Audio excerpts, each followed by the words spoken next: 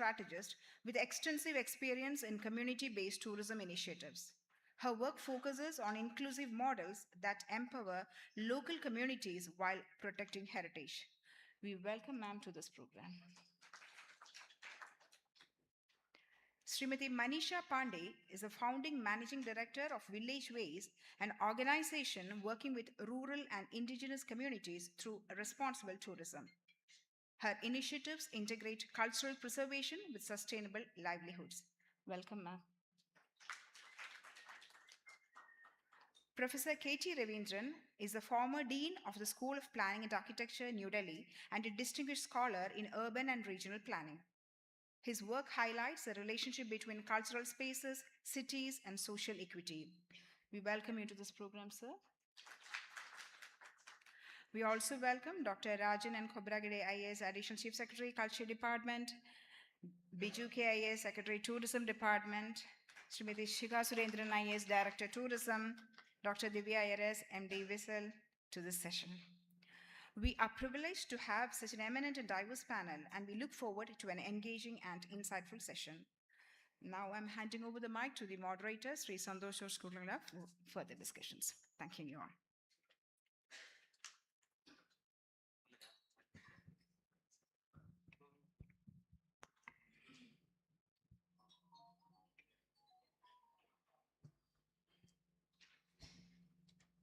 I invite Honorable Minister for Cultural Affairs, Sri Sajjari.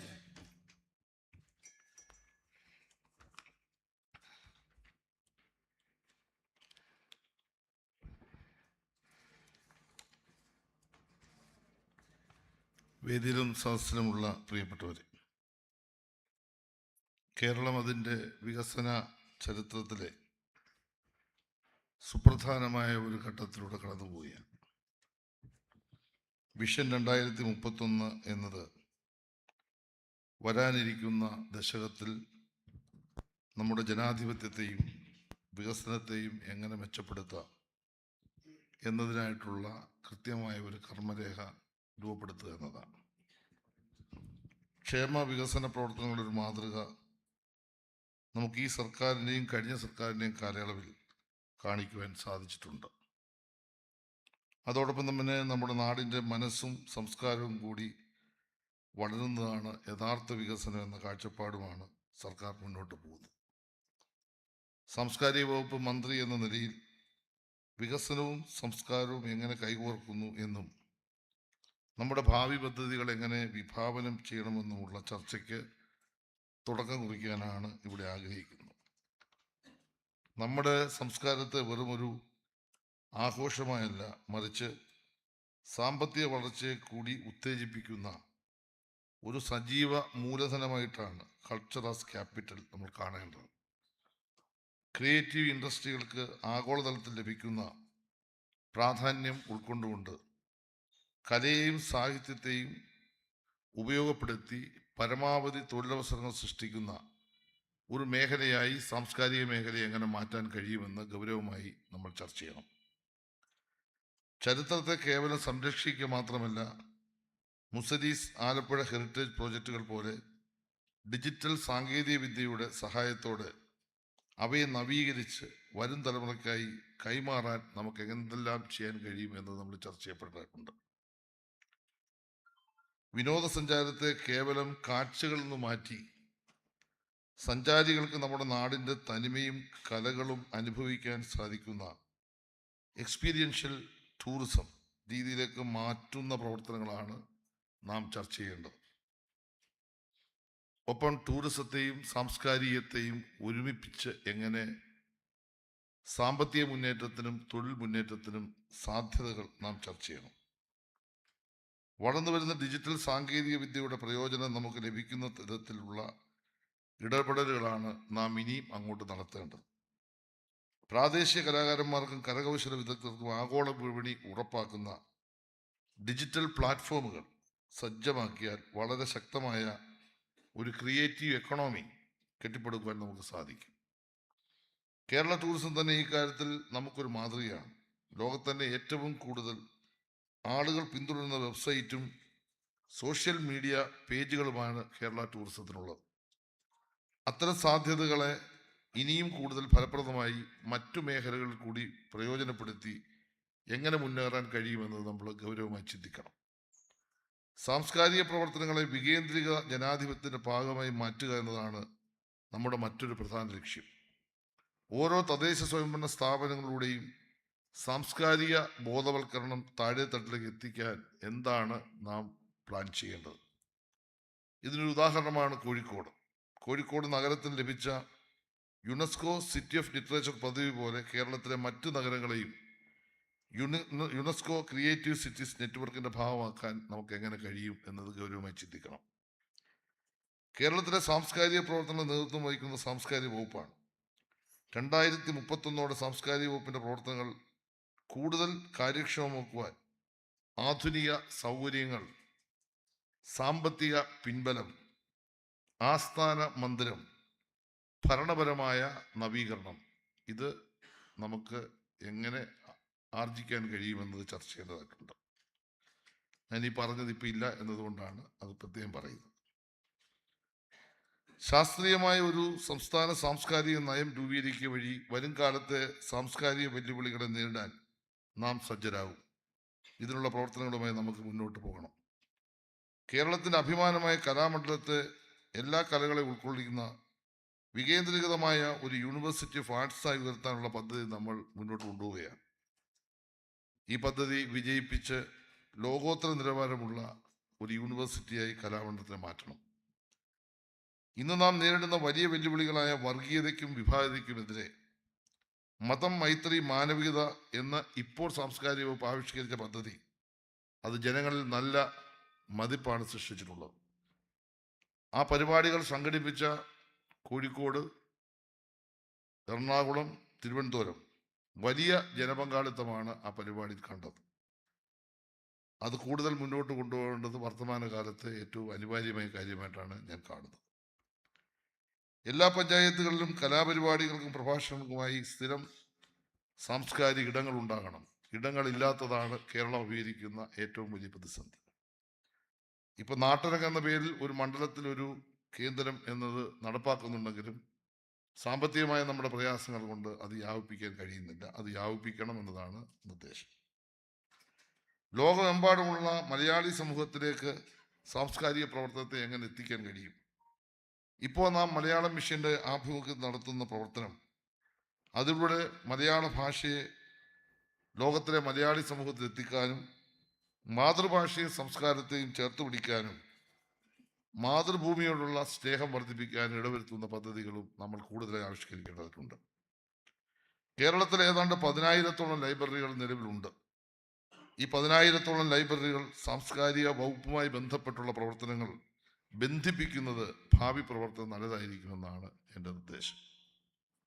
യുവജനങ്ങൾക്കായി cultural ക്ലബ്ബുകളും വീട്ടമ്മമാരുടെ സാംസ്കാരികമായ വളർച്ചയ്ക്കായി പ്രത്യേക മിഷനുകളും പുതിയ cinema നയവും സീനിയർ സിറ്റിസൺ ക്ലബ്ബുകളും നമുക്ക് യാഥാർത്ഥ്യമാക്കാൻ കഴിയണം. അത്തരം ചില പദ്ധതികൾ നമ്മൾ ആവിഷ്കരിച്ചിട്ടുണ്ട്. പക്ഷേ അത് കൂടുതൽ മുന്നോട്ട് കൊണ്ടുപോകണം. അതുവഴി യഥാർത്ഥ സംസ്കാരം ജനങ്ങളിൽ എത്തിക്കാൻ നമുക്ക് കഴിയും. സർക്കാർ നൽകുന്ന ഓരോ രൂപയും അർഹമായ രീതിയിൽ ഉപയോഗിക്കുന്നുണ്ടെന്ന് ഉറപ്പുവരുത്താൻ കൃത്യമായ ഓഡിറ്റിങ്ങും പ്രവർത്തന ലക്ഷ്യവും അടിസ്ഥാനമാക്കിയുള്ള മോണിറ്ററിംഗ് സംവിധാനം ഏർപ്പെടുത്തി സാമ്പത്തിക സുതാര്യത ഉറപ്പാക്കാൻ കഴിയണം. ഞാൻ അവസാനിപ്പിക്കുകയാണ്. നമ്മുടെ പാരമ്പര്യത്തെയും ആധുനികതയും കൂട്ടിയിണക്കിക്കൊണ്ട് കേരളത്തെ ലോകത്തിൻ്റെ സാംസ്കാരിക ഭൂപടത്തിൽ അടയാളപ്പെടുത്താനുള്ള ഒരു യാത്രയാണ് കഴിഞ്ഞ 10 വർഷം നമ്മൾ നടത്തിയത്. ആ യാത്ര ഒട്ടേറെ പുതിയ പദ്ധതികൾക്ക് തുടക്കം കുറിക്കുകയാണ്. ഈ യാത്രയിൽ എല്ലാവരും സഹകരിച്ചിട്ടുണ്ട്. ഇനിയും എല്ലാവരുടെയും സഹകരണം ഉണ്ടാകണം എന്ന് ഞാൻ പ്രതീക്ഷിക്കുകയാണ്. കൂടുതൽ പ്രവർത്തന മേഖലയിലേക്ക് ശ്രദ്ധിക്കപ്പെടുന്ന തരത്തിൽ സാംസ്കാരിക വകുപ്പിനെ ഉയർത്താൻ ലക്ഷ്യബോധത്തോടുള്ള കർമ്മ പദ്ധതികൾക്ക് 2031 മിഷൻ രൂപം നൽകട്ടെ. ഇതിന് നേതൃത്വം കൊടുക്കുന്ന പ്ലാനിംഗ് ബോർഡിനെ പ്രത്യേകം ഞാൻ അഭിനന്ദിച്ചുകൊണ്ട് അവസാനിപ്പിക്കുന്നു. നന്ദി, നമസ്കാരം.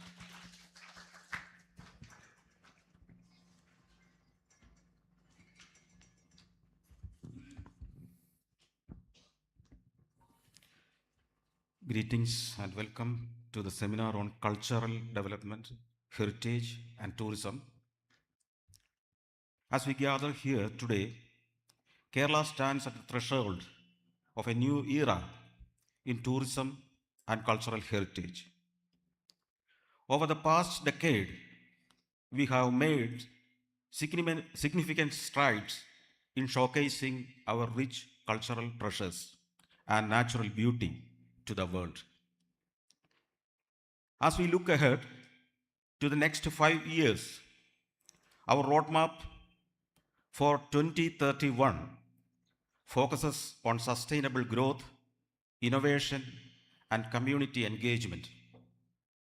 And our vision is to showcase Kerala's unique cultural heritage through immersive experiences and digital platforms, to develop museums and cultural spaces as hubs of learning, creativity, and dialogue, and to promote responsible tourism practices, prioritizing environmental conservation and community benefits. I know, as a moderator, I need not speak elaborately. We are eagerly waiting for our panelists to speak.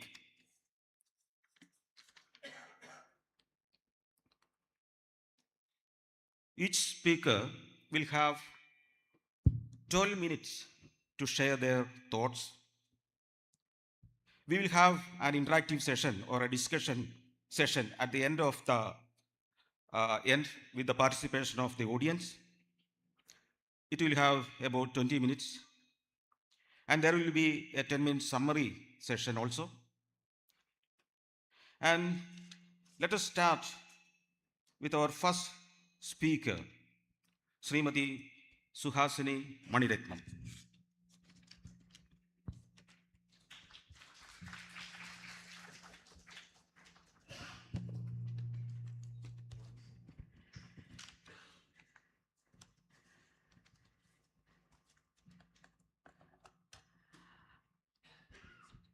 Honorable Minister, Thiru Saji Cheriyan avargale, and distinguished, very, very scholarly people sitting there. Good evening to all of you. And equally, all of you are so, well-read and well-educated, well-informed. So I don't know what I'm going to tell you. I'm from another state. So I'm going to tell you something about Kerala, what it looks from the outside. I'm honored to speak here about the rich culture and heritage of Kerala. As the saying goes, you can take a Malayali out of Kerala, but not Kerala out of a Malayali. So a Malayali might travel to the seven seas for knowledge and duty, but carries the very culture with them always. And I hope and wish the very culture and heritage brings them back to Kerala. This is to all the people in the Gulf and Europe. Preserving heritage buildings, historical architecture, and landmarks is very important. I got this message from a High Court lawyer. She says the Supreme Court, while speaking about places like the Viceregal Lodge, has said such spaces must be protected because they show our cultural heritage and act as evidence of our history. Our Constitution also reminds us of this responsibility.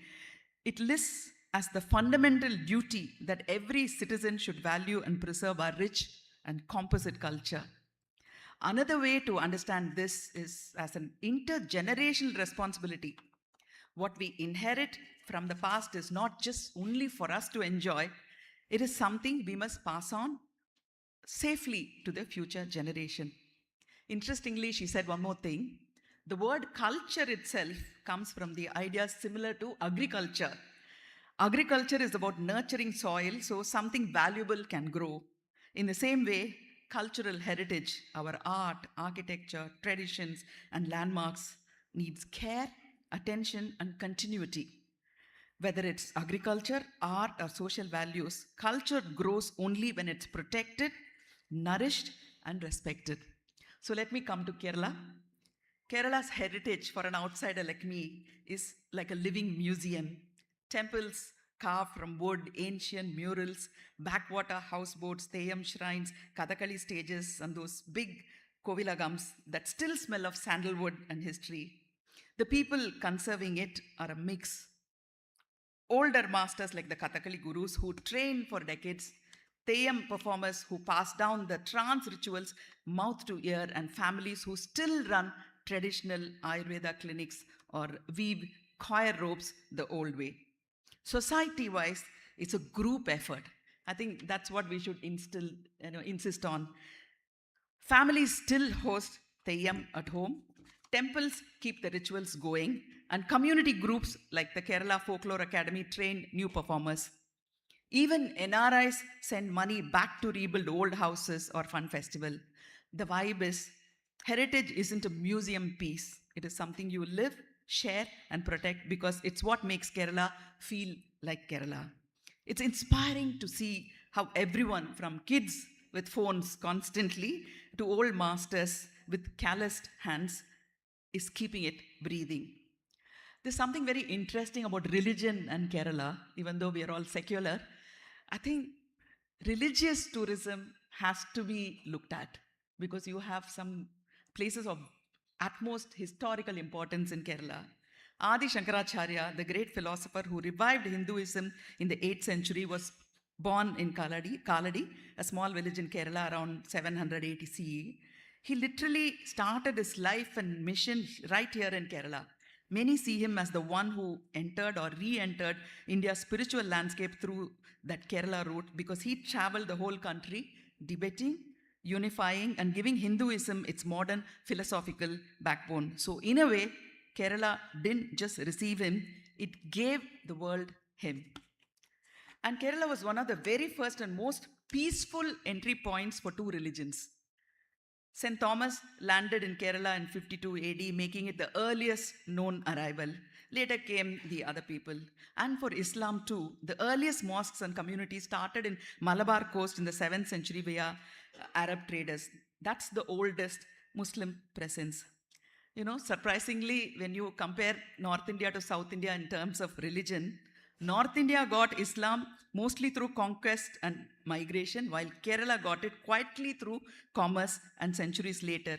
In short, Kerala was the first gateway for both religions, but Kerala's version just happened to be super early and mostly without any conflict.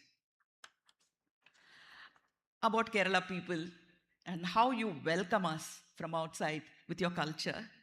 Kerala really stands out for these little obsessions which you take for granted. These obsessions almost feel very stubborn and arrogant, but in the best way. First, libraries, something we don't have in other states. Yeah, they're everywhere in Kerala, and people still use them. Not just the big ones in the state central library in Trivandrum or the Thrissur public library, which has so many books and but even tiny villages have reading rooms, sometimes just a shed with newspaper, novels, and old magazine. The tradition, I think, goes back to 19th century when social reformers set up these free spaces for everyone. And then Ayurveda. The families who've done it for 8 to 9 and 10 generations, which is a huge surprise for us. When we go to an Ayurvedic center, the doctor says, I'm the 8th generation of Ayurveda doctors. It is just unbelievable, the lineage, the text, and they still prepare the medicine. They just don't treat back pain. They talk about the doshas like it's a daily weather. The knowledge is passed on from father to son or sometimes daughter. And Gabriela Garcia Marquez, the obsession and the reading by the Malayalis, that's so Kerala. Malayalis read and world literature like it's oxygen, which you all must have taken it for granted. 100 years of solitude is almost a rite of passage for all of you. You will find copies in English, Malayalam translation, even paperbacks in tea shops. They know, people in Kerala know Marquez, Borges, Neruda, Kafka, and Camus because the state had one of the highest literacy rate and early on, and reading was pushed. I wanted to tell you a small experience I had with the Ayurvedic masseuse. She might be 40 or 50, hands strong from years of soil, and as she's massaging, she'll casually say, "Ma'am, did you see the sunlight there? Doesn't it look like Van Gogh's sunflowers? The yellow is so alive, like the rice fields in monsoon Kerala. Or she actually casually mentions Picasso's blue period while working on my shoulder. It is not at all pretentious, it's normal. They all grew up hearing about art in school, in newspapers, on the radio. Kerala's education system, even in the villages, made sure people knew about global masters, painters, writers, philosophers, alongside their own Kathakali and Teyyam. So you get this weird, beautiful mix: a fisherman who reads Marquez, a masseuse who loves Van Gogh, and a whole state that still keeps quiet libraries and ancient healings alive. It is not just culture, it is curiosity that never stopped. Makes you wonder why the rest of India didn't catch up the same fever at all, isn't it? I want to sum up this whole talk by saying my son, who studied in Oxford and lived in England for 14 years, has come back. So we have a lot of his classmates visiting India. He doesn't show them India, he brings them all to Kerala. He brings his Oxford, Cambridge peers, young English scholars, only to Kerala to show them the finest of India. So this year, I'm having a landmark birthday, so I'm not going to tell you how many years old I am. I'm planning a reunion with my elementary school mates from my village, Paramakudi, and my middle school mates from Madurai, and my high school buddies from Sharda Vidyalaya, Chennai, and Queen Mary's College, Madras, where I went to college. Guess where all of us wanted to go and reminisce the golden days? Yes, it is in God's own country. As will decide the rest of India and the world as their favorite destination, Kerala. Thank you so much for letting me speak.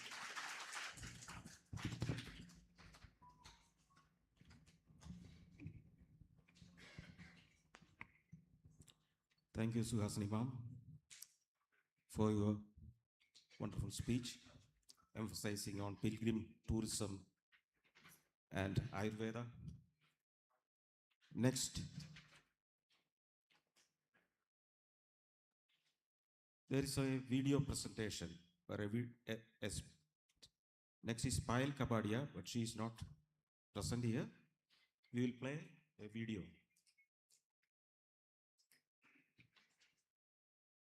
Hello, honorable members of the Kerala State Planning Board, distinguished dignitaries, and fellow participants. Thank you for inviting me to speak at this important conference. My name is Payal Kapadia, and I am a filmmaker. I'm here today because Kerala's cultural policies represent something very rare in our country, a genuine commitment to the access to the arts and cinema. The very first film that I made as a student was a short film, and it was selected for the International Documentary and Short Film Festival of Kerala, the IDSFFK. It was this encouragement that gave me the impetus to continue in this career. And I was not alone in this experience. My fellow students at the Film and Television Institute were also always eagerly waiting for these festivals, hoping that maybe one of our films would be selected and shown to audiences here.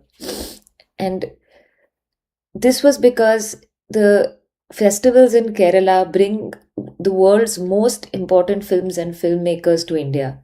These festivals place Indian films along the larger global cinema discourse.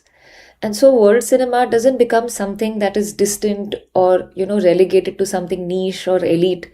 It becomes something that each and every person has the right to engage with.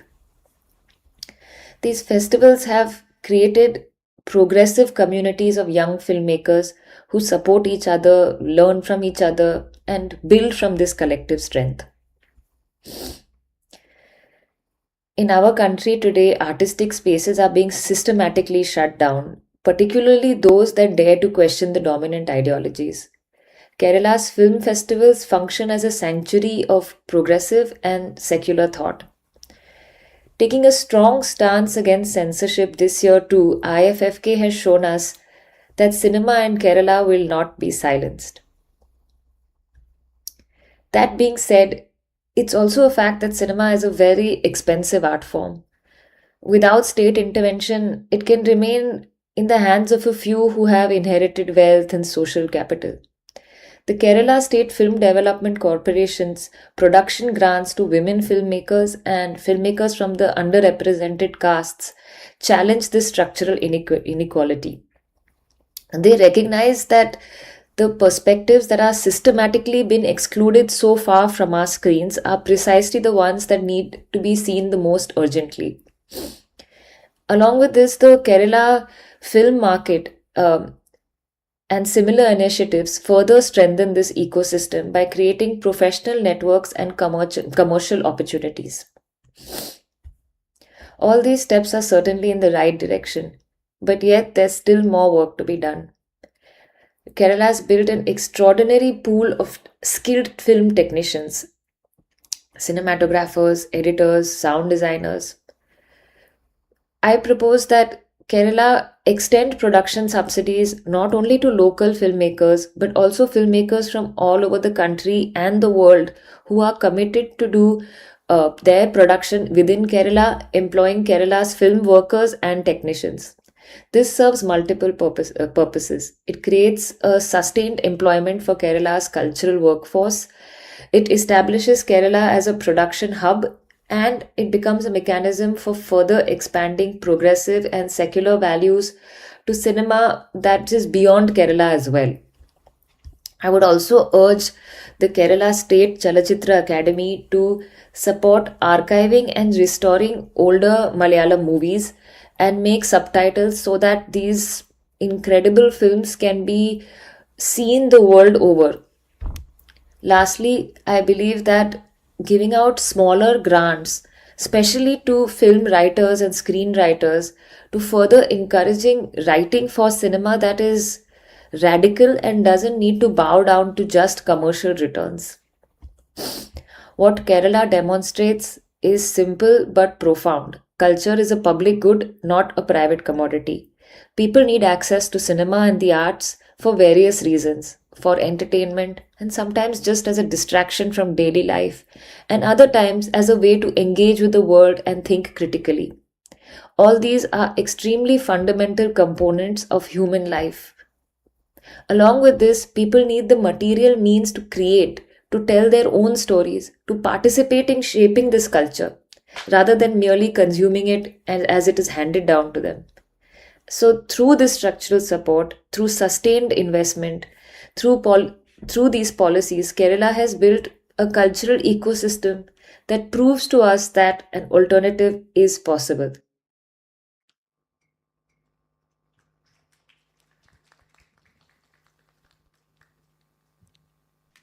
Thank you, Ms. Payal Kapadia. We will have Ms. Veena Paul as our next speaker.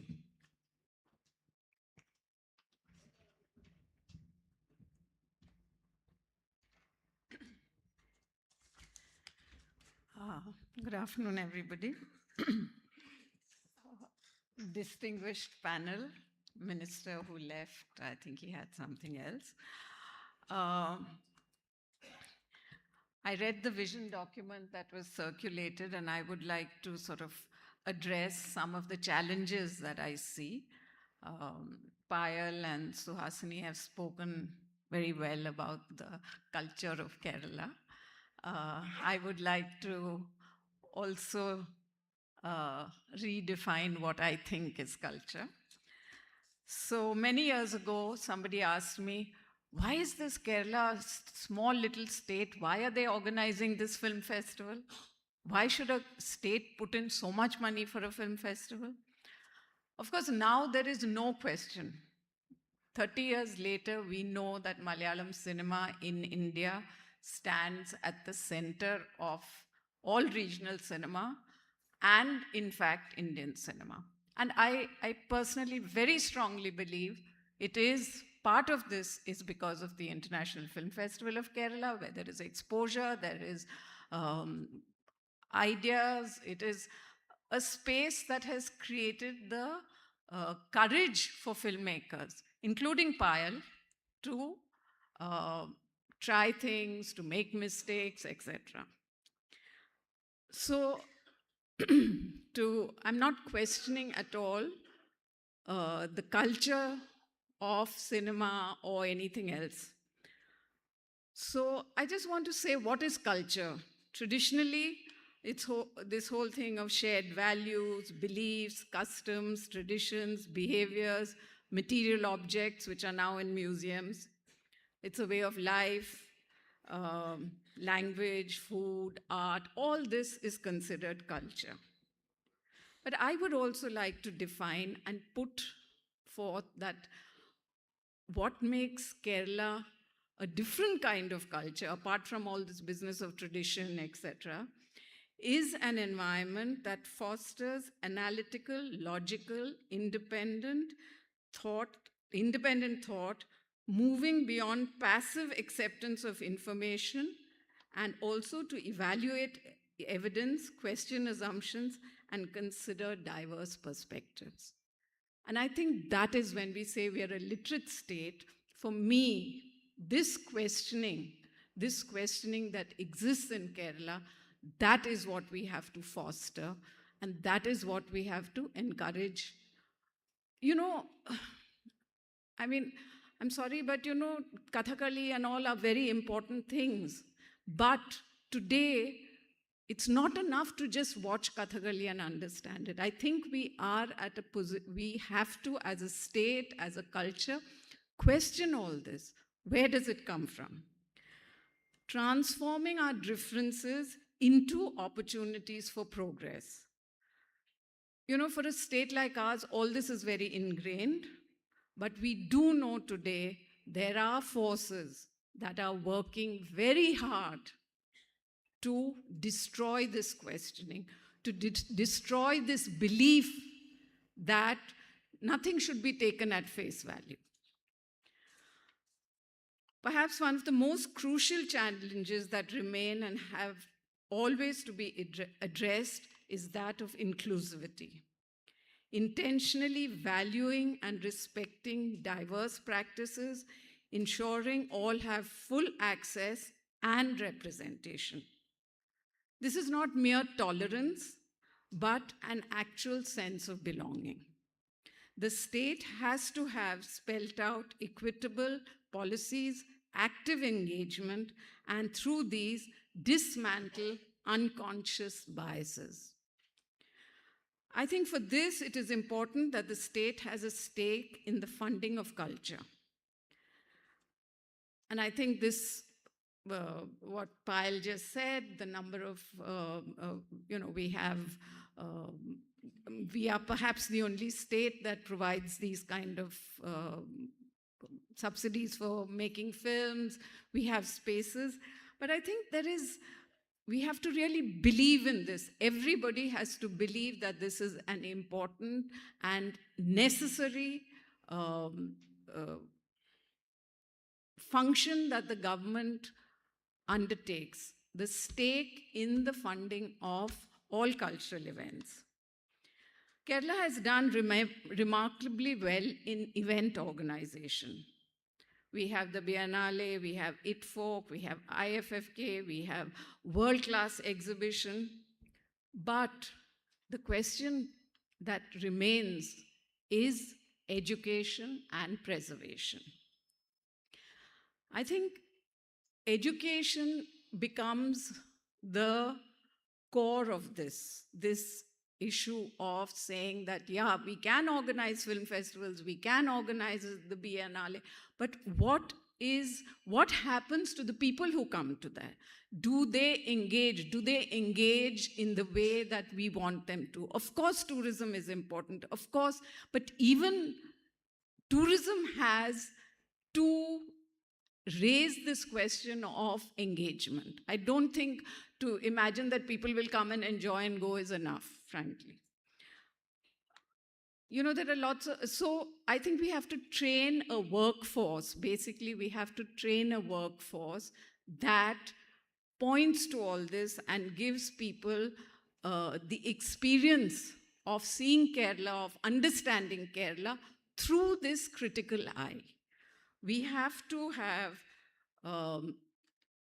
courses maybe, I think education courses. We have to have mediators, we have to have curators, we have to have a critical knowledge base that is developed to teach and pass on this knowledge. So while, like Suhasini said, if you go to a Kathakali school or a Ayurveda Shala, there are people who are passing on. But who are they to convey this to the outsider, to not just consume it, but to understand it as a living, um, uh, living, not an art form. I would just say that there has to be a critical look which we seem to have forgotten, and we think tourism is only about consumption. That is my worry, that you expect everybody to come here, enjoy themselves, and go off, and take from this culture, but not give very much back. So I would suggest, one of my suggestions is that we have skill development programs, we have training programs for curators, for mediators, for museum lovers, for people to just show you around, to understand all this so that you can enjoy it with this mind open. Also, leadership. I think very important that we train leaders. We train leaders for cultural leadership. Cultural leadership is not only about politics, it's about understanding. We have not a very good record in terms of having continuity and understanding of what leadership is. So I think that is an important thing. Also, to believe that commercial concerns do not belong to the cultural field is very problematic. The sustenance, upgradation, and modernization have to all be built into planning. And that is another thing, that we have a museum, a beautiful museum. 3 years later, the museum becomes irrelevant because the museum is not a static place. There has to be built into the planning. There has to be upgradation. There has to be a sustenance for the ideas of the museum. And I think there are people who are needed to provide that, because museums are not static places. Film festivals are not static places. Film festivals have to be reassessed, reworked on. I mean, this year we had so many challenges. For example, censorship. How does one deal with these?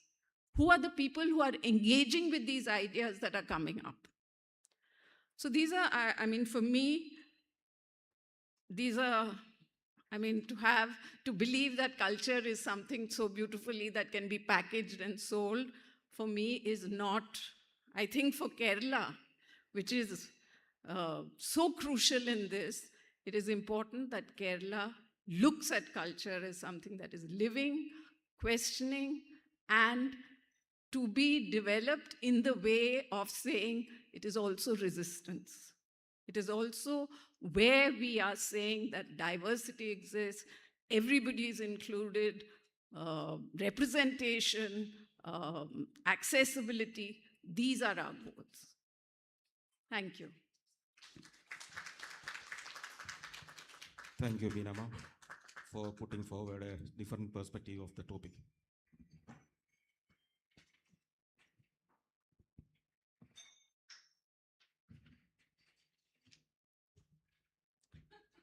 Our next speaker is Sri Murali Chiroth, Chairperson, Kerala Lidakala Academy.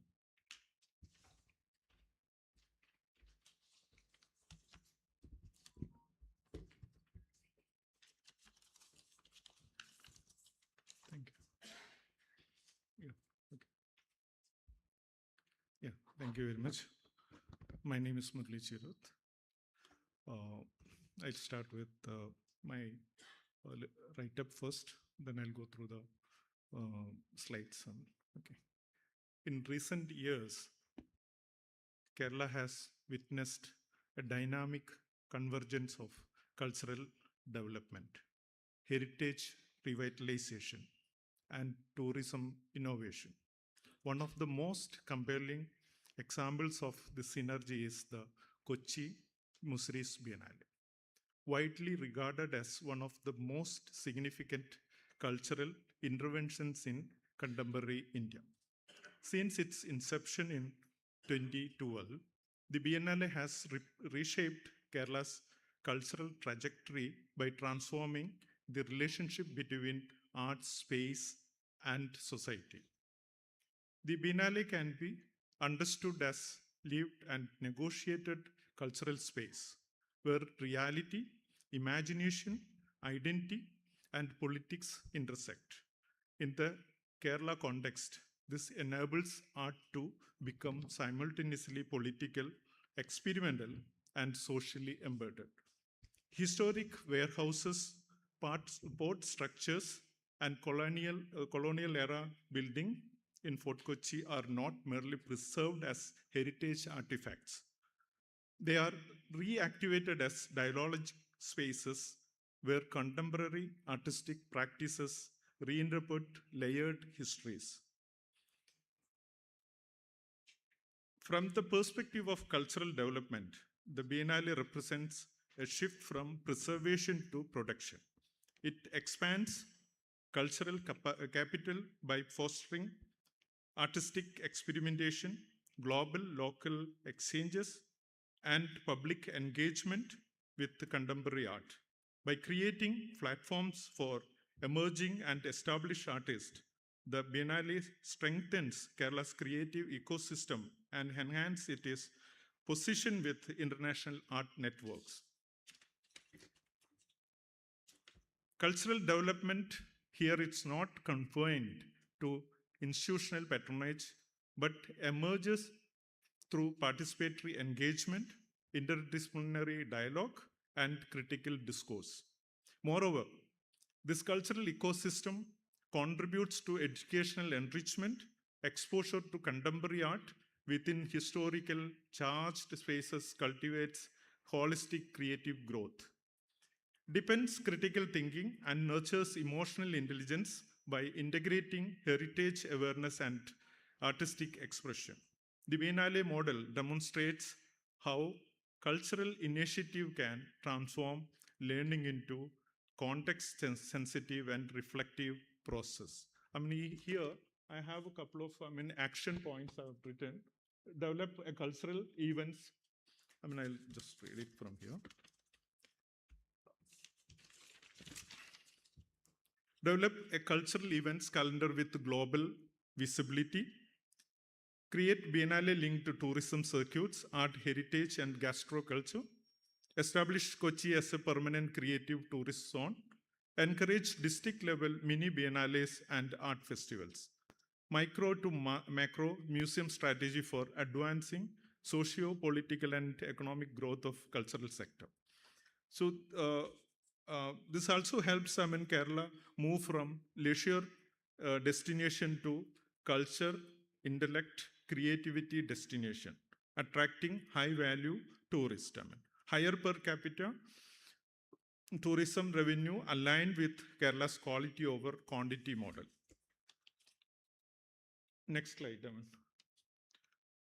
In terms of heritage, Biennale advances an adaptive reuse model. Heritage sites become living cultural infrastructures rather than artistic, static monuments. Through artistic interventions, colonial architecture and maritime histories are reinterpreted and re-signified. This approach revitalizes local narratives while embedding them with global conversations. Heritage is not frozen in time. It is continuously reconstructed through artistic imagination and social interaction. This regeneration aligns with sustainable cultural practice by maintaining architectural integrity while generating renewed civic relevance. The Biennale demonstrates that heritage conversion and contemporary creativity need not to be oppositional. Instead, they can operate symbiotically. Here, action points I have prepared. To prepare an inventory of heritage sites which needs to be conserved and developed. Document traditional art forms, rituals, crafts, oral histories, and performing arts. Establish platforms to integrate art events and heritage sites, host art festivals, biennales, and exhibitions in heritage spaces, encourage collaborations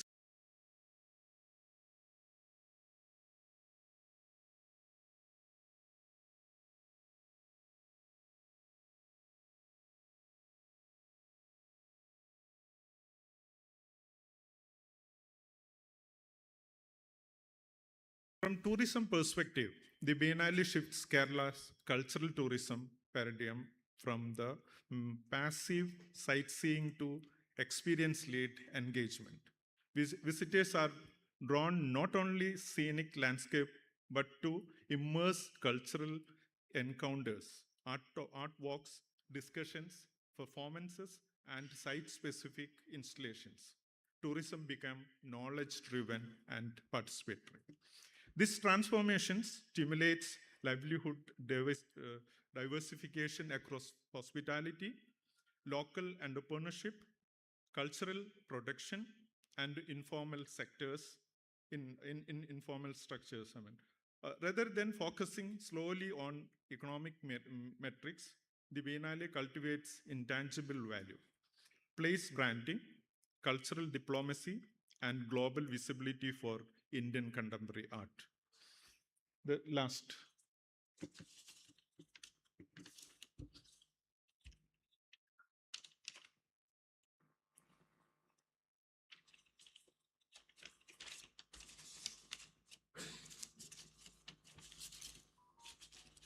Yeah, here I am.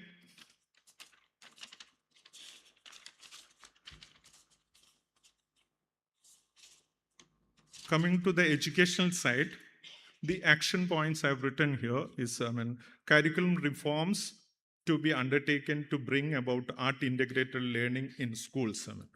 Include art integrated teaching methods in teacher education programs. Organize workshop for teachers on creative pedagogy. Institutional partnerships between artists, cultural practitioners, and educational institutions. Promote transdisciplinary engagement across academic and creative fields. The expected result is a generation with stronger critical and analytical thinking. Creativity becomes a core competency, not just an extracurricular talent. Students learn to interpret the question and analyze and will develop increased empathy and cultural sensitivity. Students become culturally conscious citizens. They viewed through the interconnected lenses of cultural development, heritage regeneration, and tourism innovation. The Kochi Muziris Biennale emerges as a workable model for transformative creative economy. It redefines how heritage cities can sustain growth through cultural vitality. The Biennale also offers framework of sustainable cultural ecosystems, one that reinterprets local history, fosters inclusive development, stimulates experiential tourism, and strengthens global cultural network. In doing so, it reinforces the multi-dimensional role of culture as a driver of economic resilience, spatial transformation, urbanization, and social enrichment within contemporary India. Thank you very much. Thank you, Sri Murali Chirot. You have emphasized on art integrated curriculum for students. Our next speaker is Dr. V. Selvakumar. He is Associate Professor and Head of the Department of Maritime History and Marine Archaeology, Tamil University, Tanjavur. I am indeed very happy to be here. I've been associated with Kerala in terms of archaeological research since 1993. So I would like to present on the cultural development, mainly cultural and archaeological development.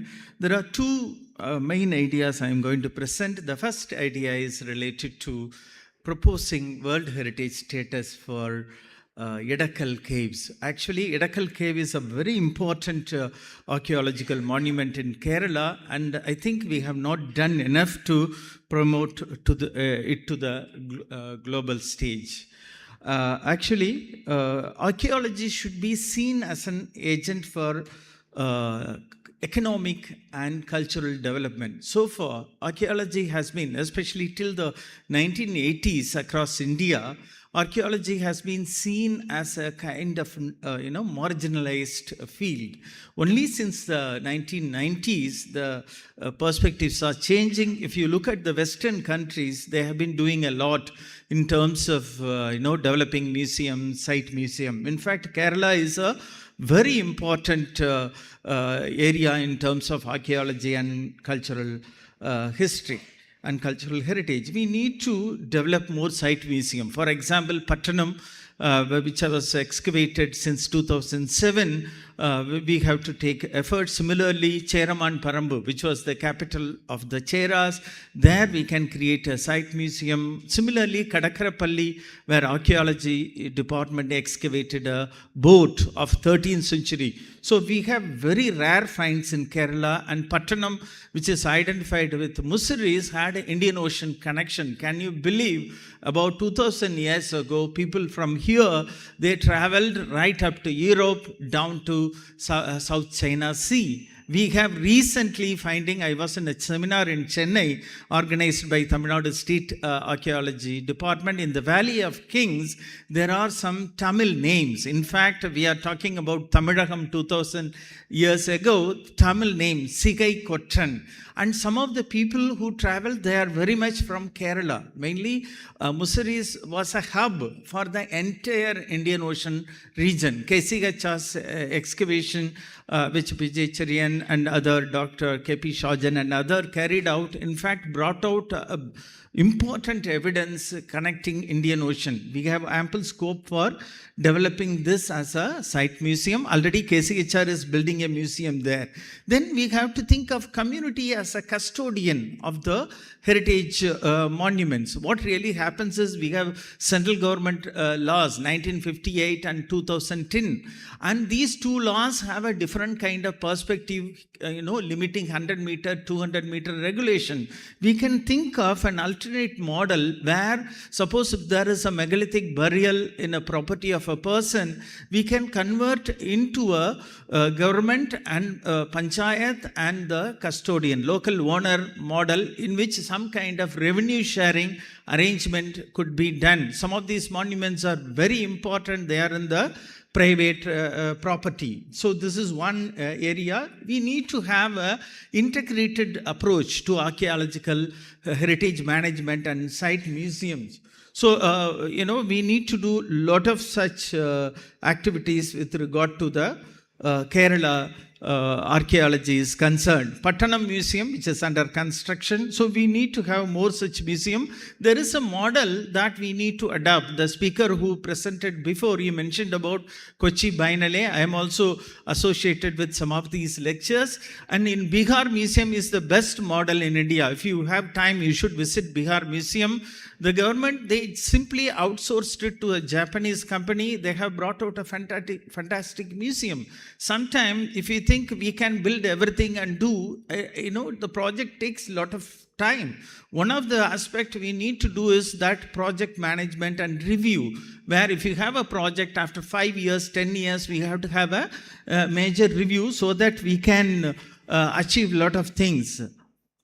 Next, it's not working. Coming to the case of Tamil Nadu has actively taken archaeological heritage as a major point of development. They have recently built three museums, Keedadi Site Museum, Keedadi Museum and Purunai Museum. There are more museums in the pipeline, like Museum Gangaikonda Chodappuram, Tanjavur Museum is coming within our Tamil University campus. There are 5-7 museums which are in the proposal. So Kerala also has a great scope.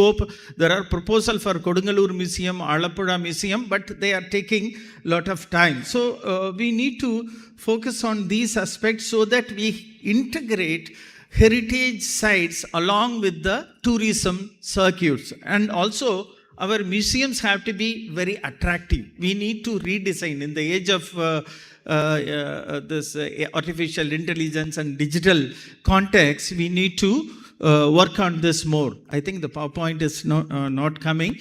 And also with regard to working on the heritage management, we need to focus on the management of tangible and intangible heritage. For example, for conservation is one area where we have not focused enough. So some of the development activities we completely ignore conservation. Conservation has not been included in the syllabus of the universities. Conservation is one important point of expertise where we have to train students. In many of the archaeology courses, we don't have conservation. And also, as a capacity building, we can have this conservation as part of specified workshop for college students and university students. Another program that is going on in Tamil Nadu is people skilling program. Tamil Nadu has created a council for skilling. Recently, they have been conducting specialized training program for public on archaeology, on manuscriptology and epigraphy. Epigraphy is one of the important area of research. We have inscriptions related to Kerala in Egypt and also in Tamil Nadu. We have Malai Mandalathu Kudirai Chetti. The horse traders, especially from Kulamukku, they came to Tamil Nadu and they were selling horses in the Chola country. So this World Heritage status, I wanted to, I don't know why there is some error again. I wanted to show you some images. The tradition of Theyyam. Theyyam is very important. This Theyyam tradition in Kerala, which has been, recently the film of Kandara from Karnataka also has popularized this, but we have parallel evidence for this tradition about 2000 years ago. At least from the Iron Age, from the Edakal engravings, you find these figurines which are definitely 2000 to 2500 years ago, exactly matching Theyyam performance. And then if you look at Sangam literature, we have reference to Velan Veriadal. Velan Veriadal, there are several poems. They clearly suggest how they were making kalam, how they were performing. So using the UNESCO legislation of World Heritage, we can combine archaeology as a tangible heritage and Theyyam and Komaram and Sangam literature, linking them as World Heritage status we can apply through Archaeological Survey of India. This is a very important point. This can really add to a lot of development. For example, we have Edakal cave where visitors are going there, and in some cases there is a possibility of a disaster also. So we can actually create an interpretation center. This is very important because we need not allow all the visitors there because of the fragile nature of the place. So we have not really highlighted that. Similarly, Kozhikode has a very important cultural heritage. So there can be a very good museum at Kozhikode also.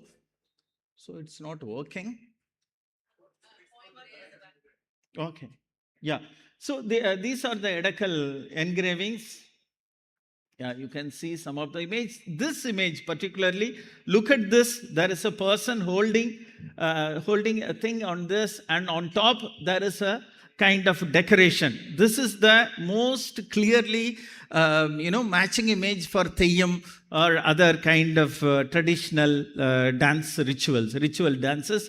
This is a modern Guligan from Thinisian Vadakiniyal, and you have all these. So this Edakal presents a very strong case for World Heritage status. We have not really worked, and most of the World Heritage status earlier, scholars were thinking only about archaeology. They were not looking into intangible heritage. Similarly, there is a regulation for World Heritage memory register. So we can combine that and undertake this research. See, Sangam literature, Purananuru 292 beautifully lists this Velan performance. So, okay, these are the inscription. Edakal also has Brahmi inscription, Tamil Brahmi inscription, and later inscription. Raghav Warrior has identified several important marks which are similar to this Indus symbol. So this is a very important site.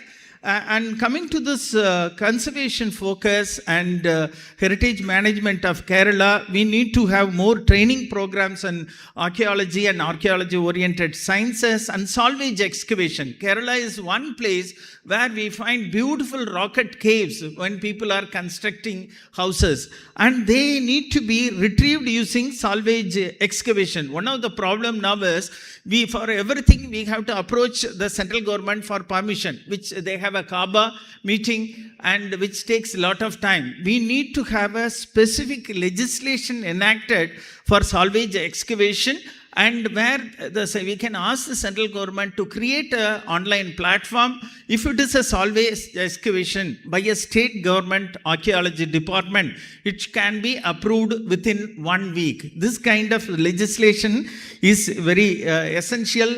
Already Site Museum already spoke. I spoke about it. Sustainability is a key point. We need to link all Kerala Museum as a single network. We need to have a common website. And as I said, Kochi Bainale was so vibrant, but when we go to the museum, there is no life. The way we are focusing on the Kerala Film Festival, the same kind of thinking and design and funding should go into improving Kerala Museum. This is very much important. This is where we need to have tourism integration, digitization, epigraphy and archaeology. We can create apps for Kerala archaeological site. Similarly, epigraphical database. We have Tamil inscription. We have several inscriptions talking about Kerala that need to be integrated, and annual conferences and workshop, especially for capacity building of department staff and for other university. So we can do a lot of things, and also we can incorporate, this is a monument in Palakkad district. We have such kind of monuments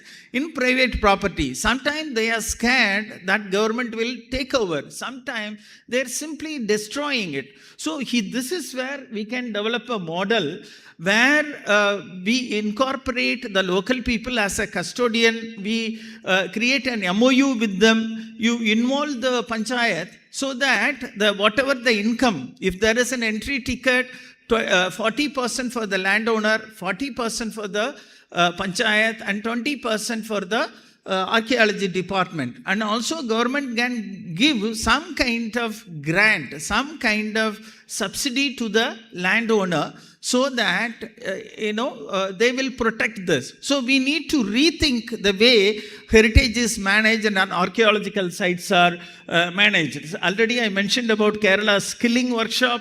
This can be very useful. Another thing is, we are training students in many of the history department. We teach them theory.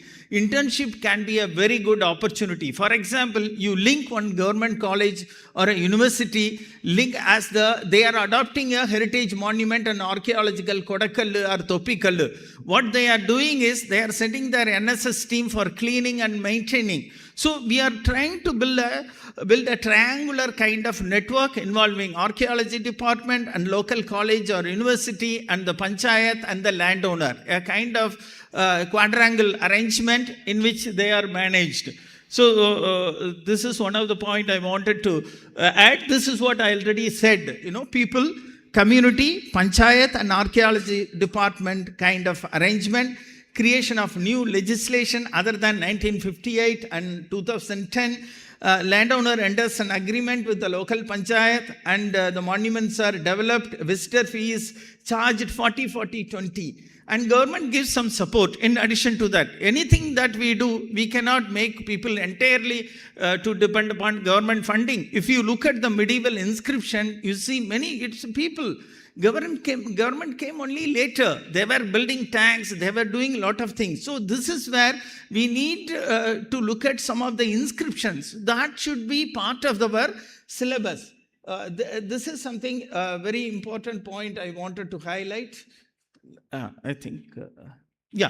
So these are some of the ideas that I wanted to do. Actually, if you have a clear vision and clear plan, and proper heritage management policy, we can really achieve a lot for Kerala archaeology. Tamil Nadu has recently, after 2016, they went on building these museums. There are several factors behind this, but when we look at the positive outlook, I was told lakhs of people visit Kiradi Museum and also Porunai Museum. A lot of people visit. It indirectly gives employment, and also people have become more aware of culture. In this way, in Kerala, if we can take care of these heritage sites, it can also contribute to environment. When you are protecting Edakal, you are not only protecting archaeology there, you are protecting the environment. Tamil Nadu also, it so happened they were destroying the granite hills.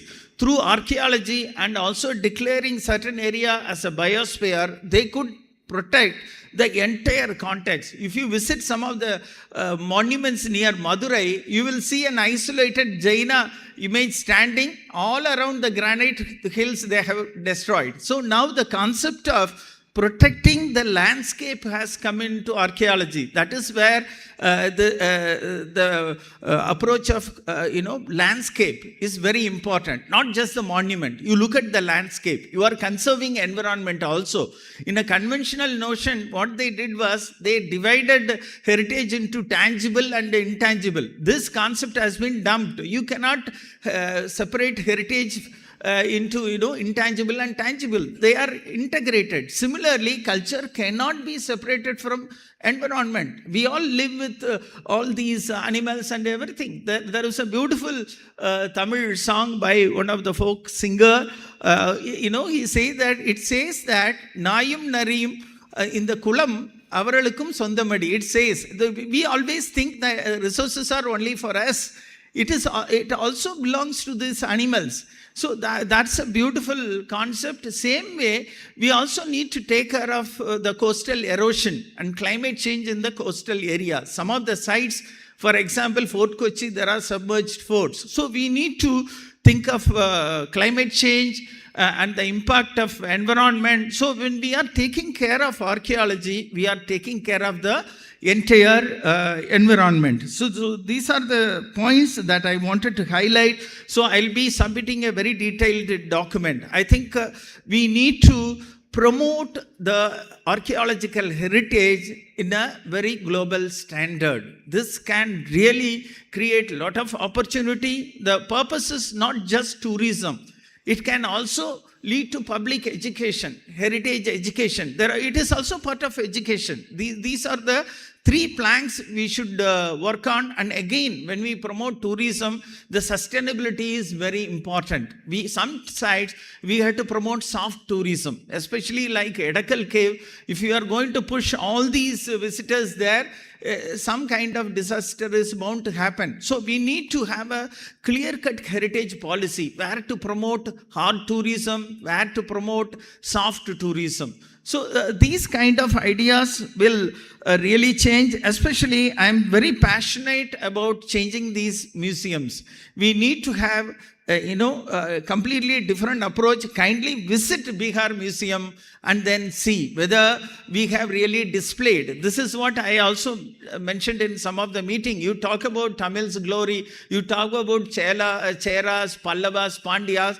Tell me one museum where we are completely displaying this heritage. No, Tamil Nadu, it is not there. They talk about Sangamage, and you have to go to the textbook of people know about Ponniyin Selvan, or you have to go to the academic jargon-filled history textbook. Who will see? Public will not see. So we have failed educating the public about our heritage.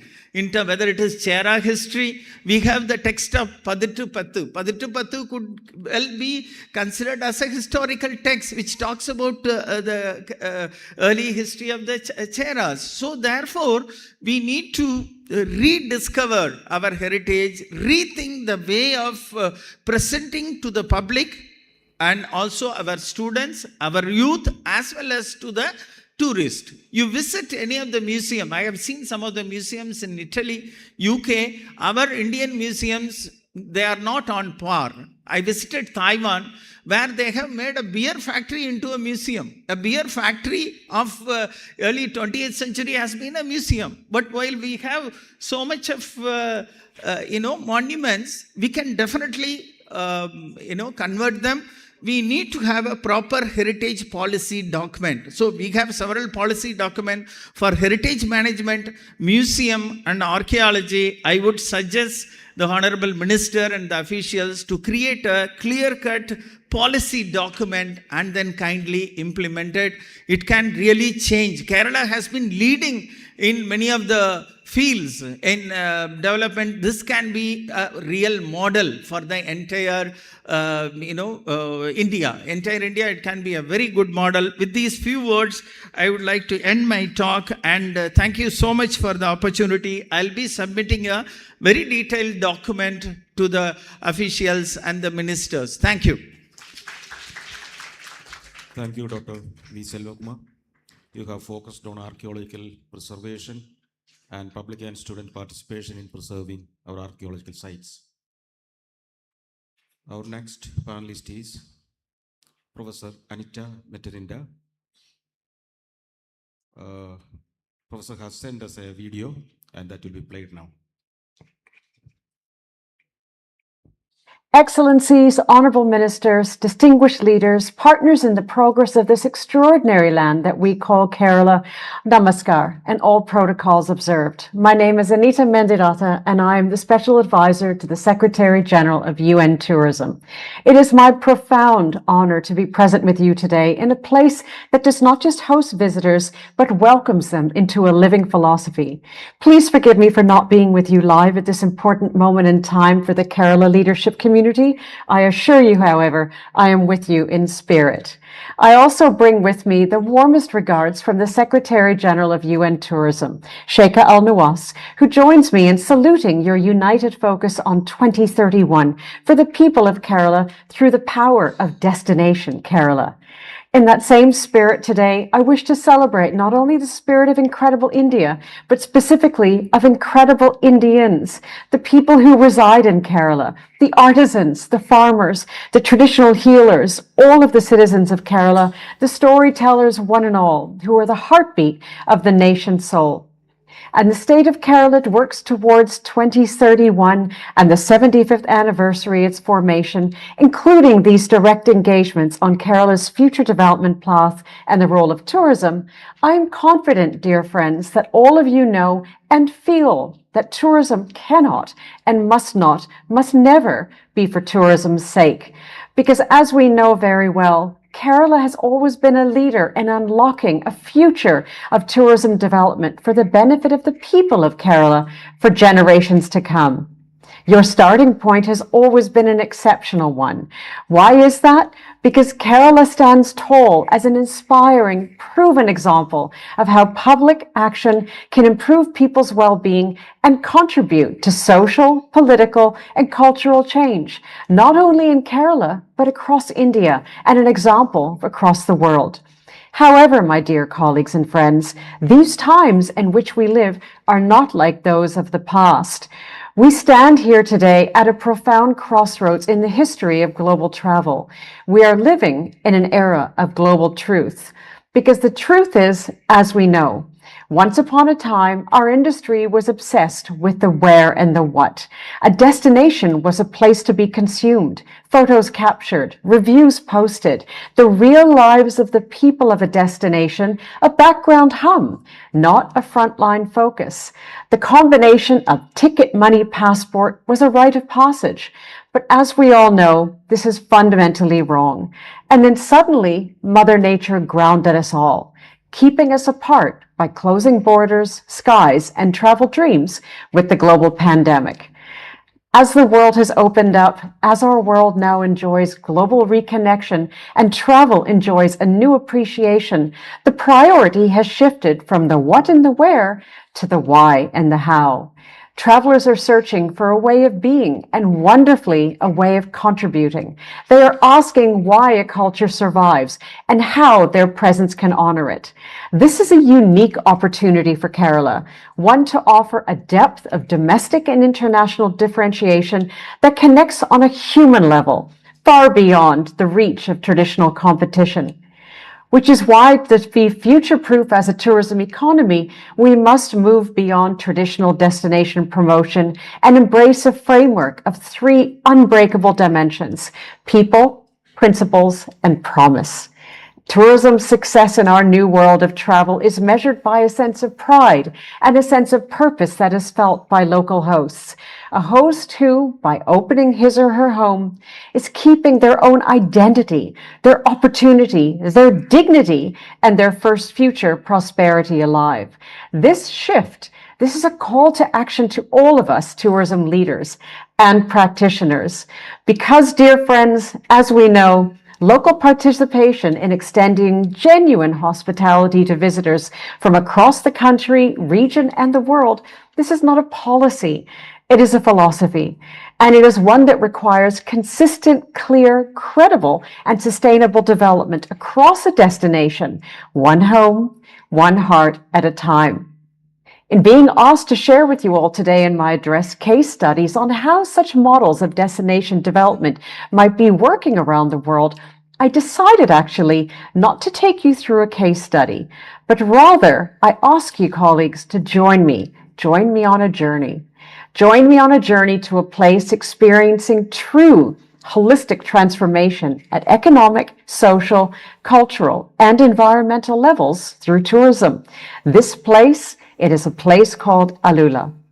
Located in the Al Medina province of northwestern Saudi Arabia, across a landscape of over 22,000 square kilometers and approximately 300 kilometers from the Medina and 1,100 kilometers from Riyadh, it is not merely a destination. It is a place where 200,000 years of human history are etched into sandstone canyons. Once it was an oasis, a crossroads of commerce, a central part in the incense route, the spices and textile trading routes. Alula, however, evolved to become a crossroads of culture, of commerce, and of community. Today, to step into Alula is to step into a world of true transformation at the heart of Saudi's Vision 2030.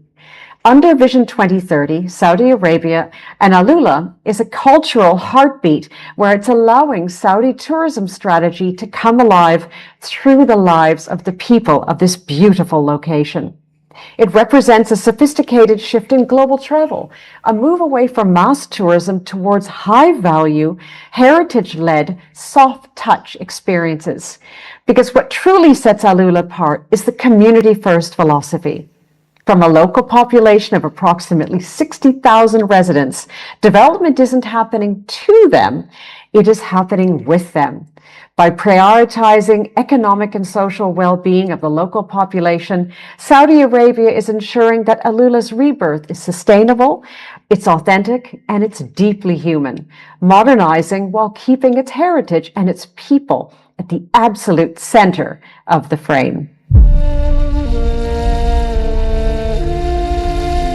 You may have never met,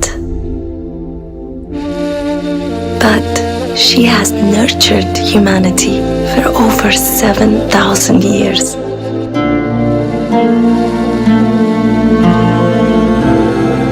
An ancient oasis that saw agriculture spring to life. Witnessed the birth of literature and inspired new art forms to flourish.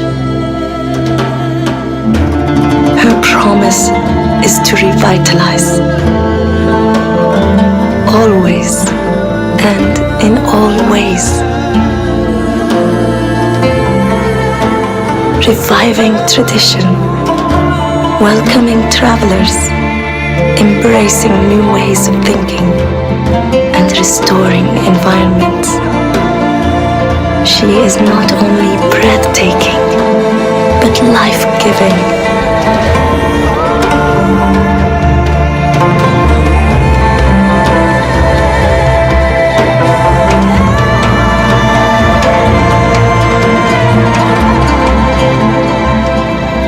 Welcome to Al Ula.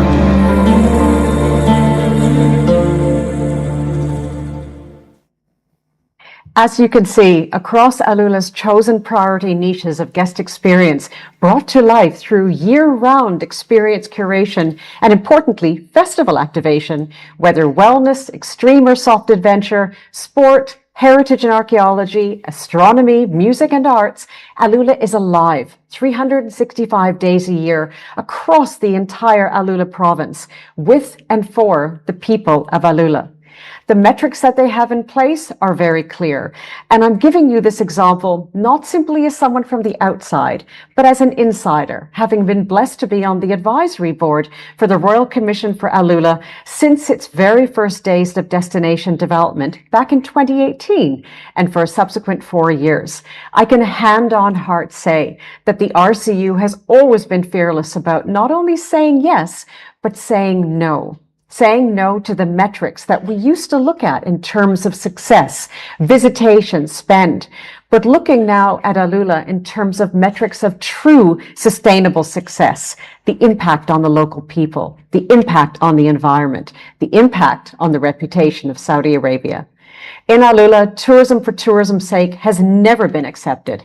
Tourism has to be for the sake of the future of Saudis, not only the future of Saudi tourism. One of my favorite examples of this is Madrasat Adira. It was once a girls' school in the old town of Alula, but in 2019, the building was transformed into a hub of vocational training that reinvigorates and elevates traditional crafts to a level of international luxury. What's important about this is that at the heart of this center is the local community. It is where the residents and the visitors can immerse themselves in educational programs, workshops, and interactions with artisans. And since its opening, it has hosted over 200 artists and artisans under vocational training programs, and through its public program, over 8,000 participants involved who've had the opportunity to experience and create traditional arts firsthand. The center is also very critically bringing local supply chains in, including luxury properties that have built resorts in Alula, like Banyan Tree and Habitas. Why? Because for small enterprises to exist, for them to be sustainable, skills development must be connected to supply chains. Within the Madrasat, one of the most gorgeous projects is a standout example by Piaget. Piaget being the French jewelry company, a luxury expert when it comes to artistry through fine jewelry. In Piaget partnering with Alula through the actual school itself, they encourage local artisans to blend ancient Nabatean motifs into fine jewelry techniques recognized by global luxury markets.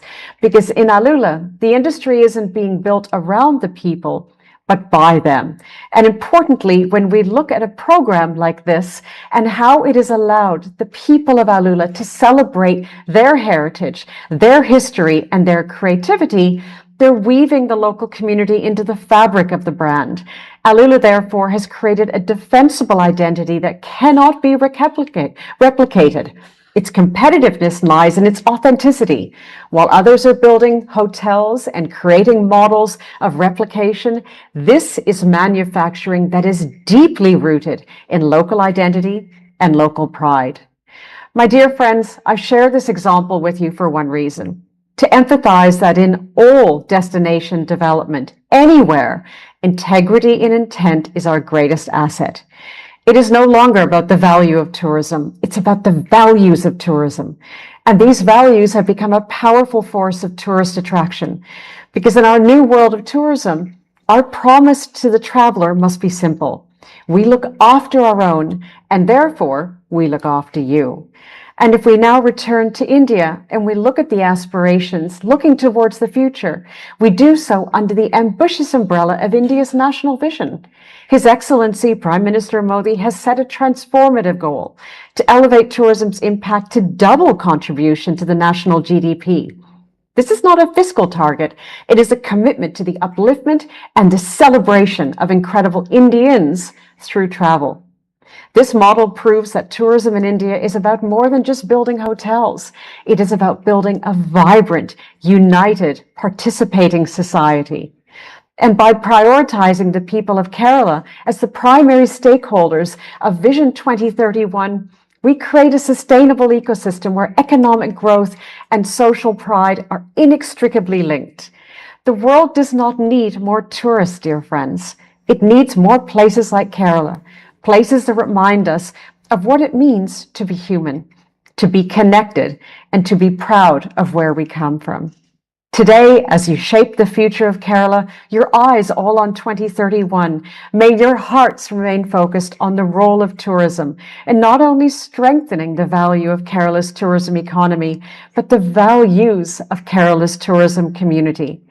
I wish you an inspiring journey towards 2031. And with all of my inspiration and all of my aspiration for you, I thank you. Dhanyavad.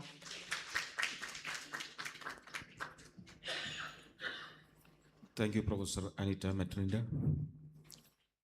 She was Special Advisor to the Secretary General, United Nations Tourism. Our next speaker is Ms. Soiti Banerjee.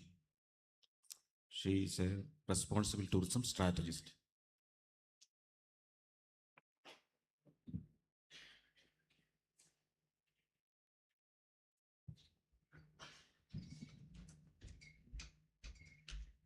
Before I begin, can we please have a round of applause for our wonderful friends who've been doing sign language interpretation for us? Thank you very much. Thank you to the Kerala Planning Board for having me here, and thank you to Kerala Tourism also for inviting me today. And what a day it has been so far. I've really enjoyed listening to all of you, and Professor Ravindran, I'm waiting to hear you after this. Now, some of you may know this, but I've been a travel and food journalist for 21 years. And about 11 years ago, I also transitioned to policy and advocacy because I didn't like the direction in which tourism was drifting and I wanted to do something about it. In fact, I was very guilty about writing about destinations, but not taking the responsibility for them.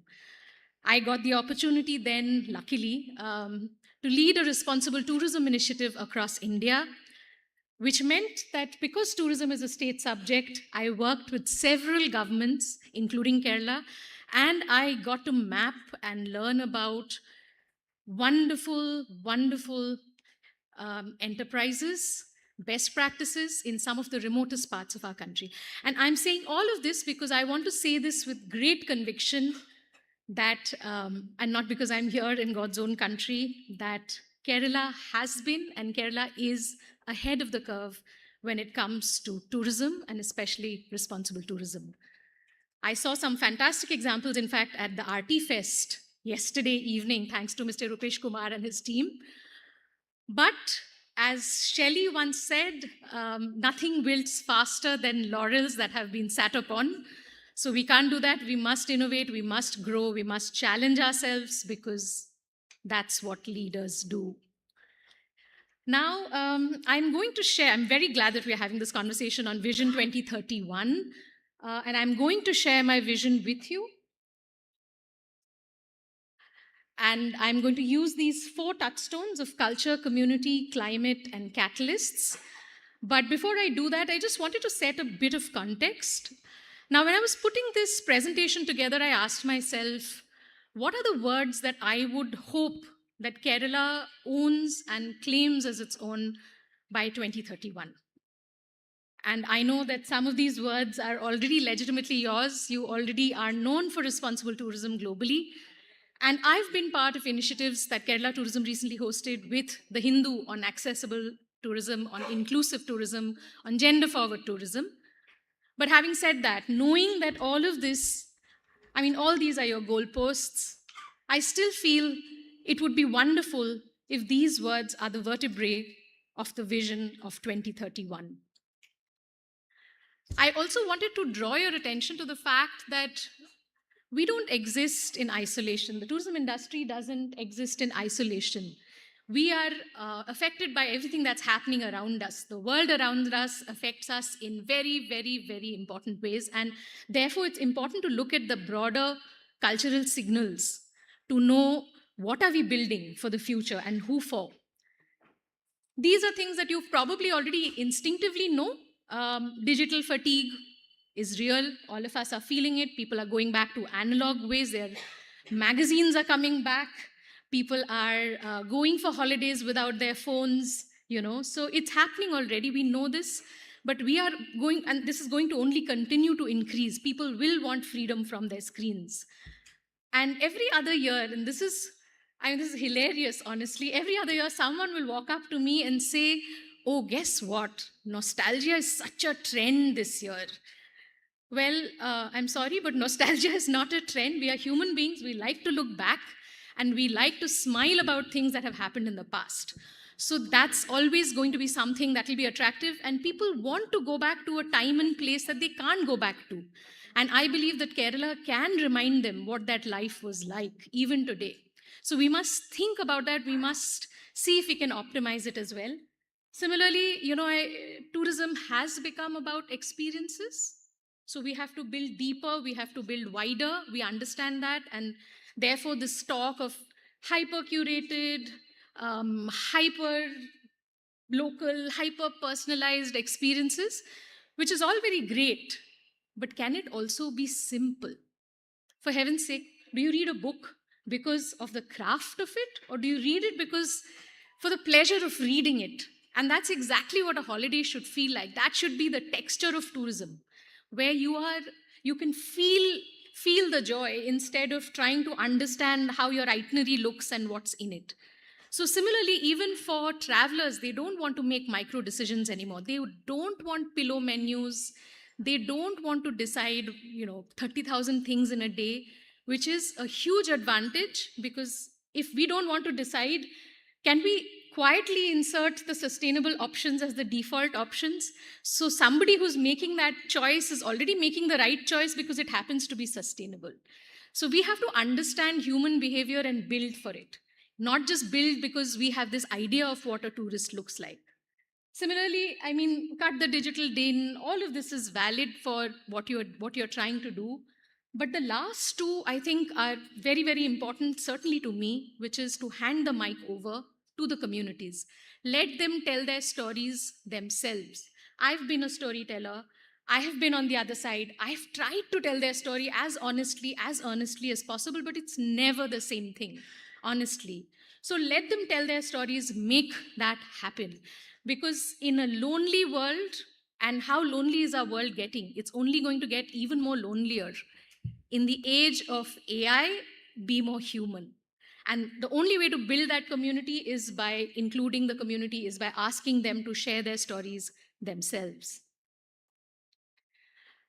Now we're talking about building for the future, and I'm sure the tourism department, I know that all of you have several profiles of different kinds of tourists that you want to attract, but I just wanted to point out, talk about two sets of tourists who I think will be very critical in the next few years.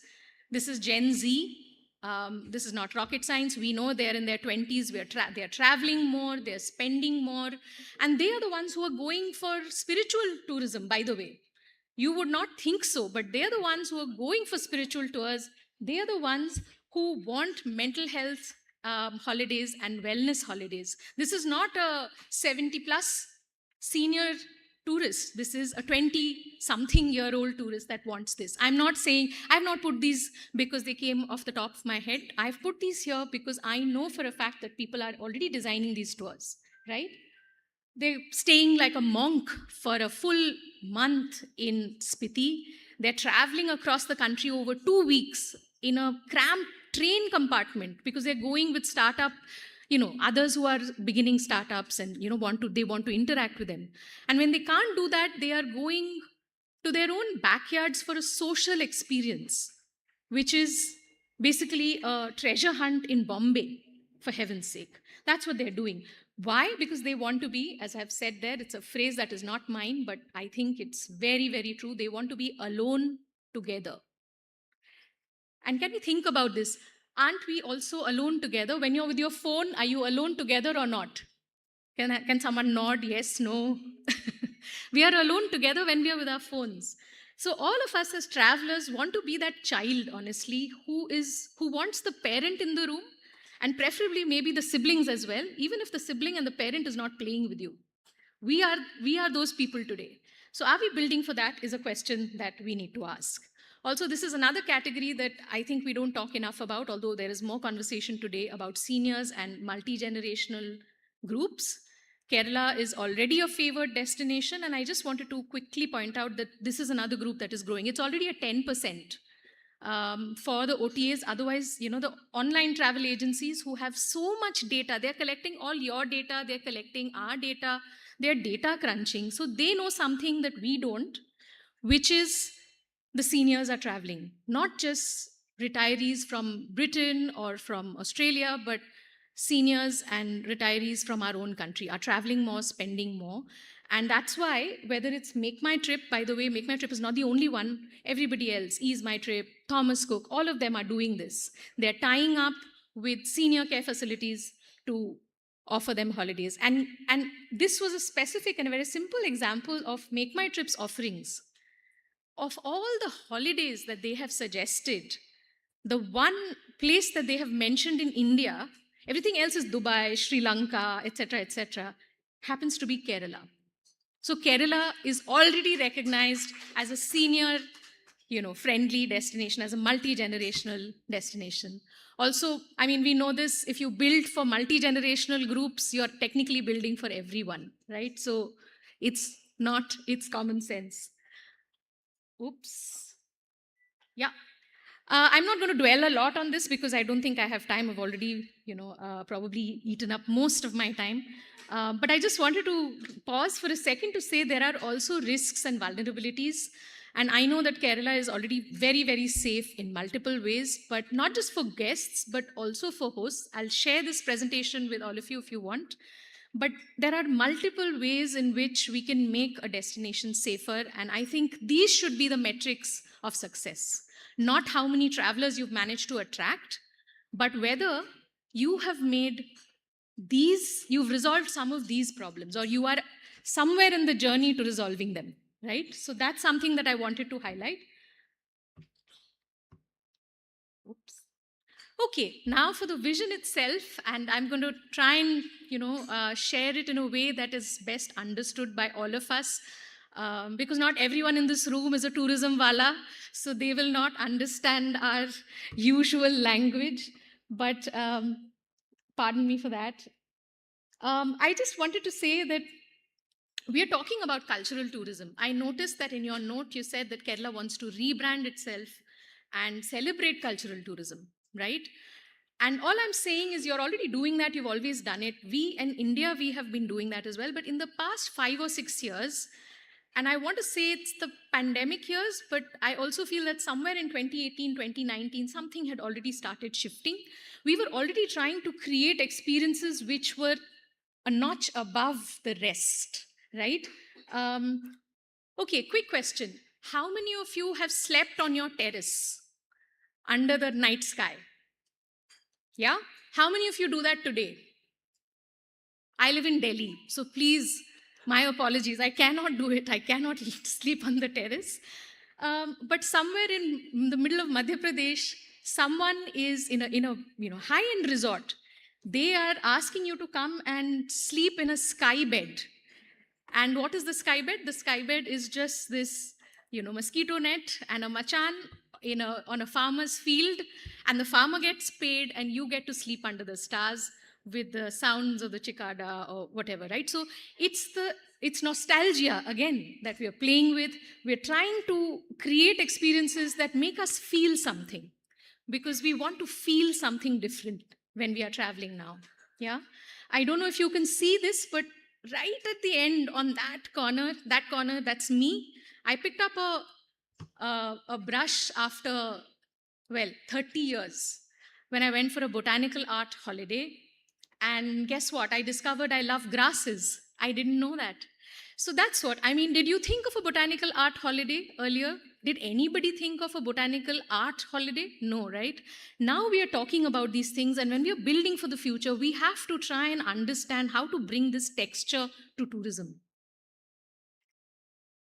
Now, the three examples that I wanted to give specific to Kerala, I understand that the home is a destination for you. The home is very, very important, right? Your homestays are where, at least I come to Kerala because I hope to stay in a homestay. That is what I want to see. But can you repurpose the home in other ways? I've noticed that you said you'll build small museums, which is fabulous. And there are lots of these small museums being built now in India, which are fabulous. One example I've given is of the Balti Heritage Museum. Wonderful boy, Wasim Ashur. He was 16 when he started it. This is at the Indo-Pak border. And there are many such museums that people are now building. But that apart, can the home be a performance space? Can your dining room become a space where you actually host a classical concert? People are doing this. Can you bring in a philosopher, an economist, a scholar, or go to their homes for a weekend so that you can interact with, I don't know, Professor K.T. Ravindran, if he's available for a weekend to have a direct interaction with him? Imagine wouldn't that be beautiful if someone agreed to do it? And people are doing that. They're also hosting food theater in heritage homes. And they're, of course, doing residencies. Also, home, there was another idea that someone walked up to me at that conference, which Kerala Tourism hosted with the Hindu group on accessibility, and asked me, because they work with neurodivergent children and adults, and they said, could we do something to repurpose a home for a neurodivergent person? Can they host something in their homes? I mean, it's a thought. I don't know. I'm not an expert on neurodivergence. I don't know how to make it happen. But can we think of the home as a space which is not static, and it doesn't have to be intrusive? It can be something warm and special, as it has always been, as a Kerala home has always been. This again is going back to the five senses, an appeal to all of us, because as I said, there's digital fatigue. We are tired of our screens, even though we are glued to it. And what are people doing? They're already going on quiet holidays. Have any of you heard of Vipassana? You have. Yes. Imagine going for Vipassana, but with better food and actually be able to talk to somebody if you really wanted to. That's the kind of quiet holiday that people are offering, and they're calling it hospitality. Yeah, I mean, the marketing people, they love their puns, what can we say? They're also sending you off on these slow journeys along the rivers where you then, if you're on a single kayak rowing it yourself, you can't stop rowing and look at your phone. So you will be on the and you're on the Subansiri, you're on the Brahmaputra, you can't afford to let go of your oar. So they're doing these things already. They're also deconstructing experiences, breaking it down, or marrying two experiences. In the case of, okay, here's another question for all of you. How many of you have been to Agra? Okay, have you been to Agra and seen the Taj? Excellent. If I told you that you should also go to Kannauj, which is just a few kilometers away from Agra, because it's one of the oldest places where perfumes have been made, nearly 1,000-year-old, etc. Would you go? I don't think so. But someone is making people go to Kannauj. And how is he doing it? He's telling them, you come to Kannauj, I'll teach you how to make your own perfume and carry it back.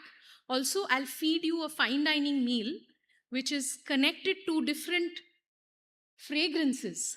And it's a meal that you would have never had before, right? So that's the way people are packaging it. And they're charging a king's ransom, honestly, to be able to do this. And people are still traveling all the way to Kannauj to do this. So they're marrying two experiences. They're breaking it up.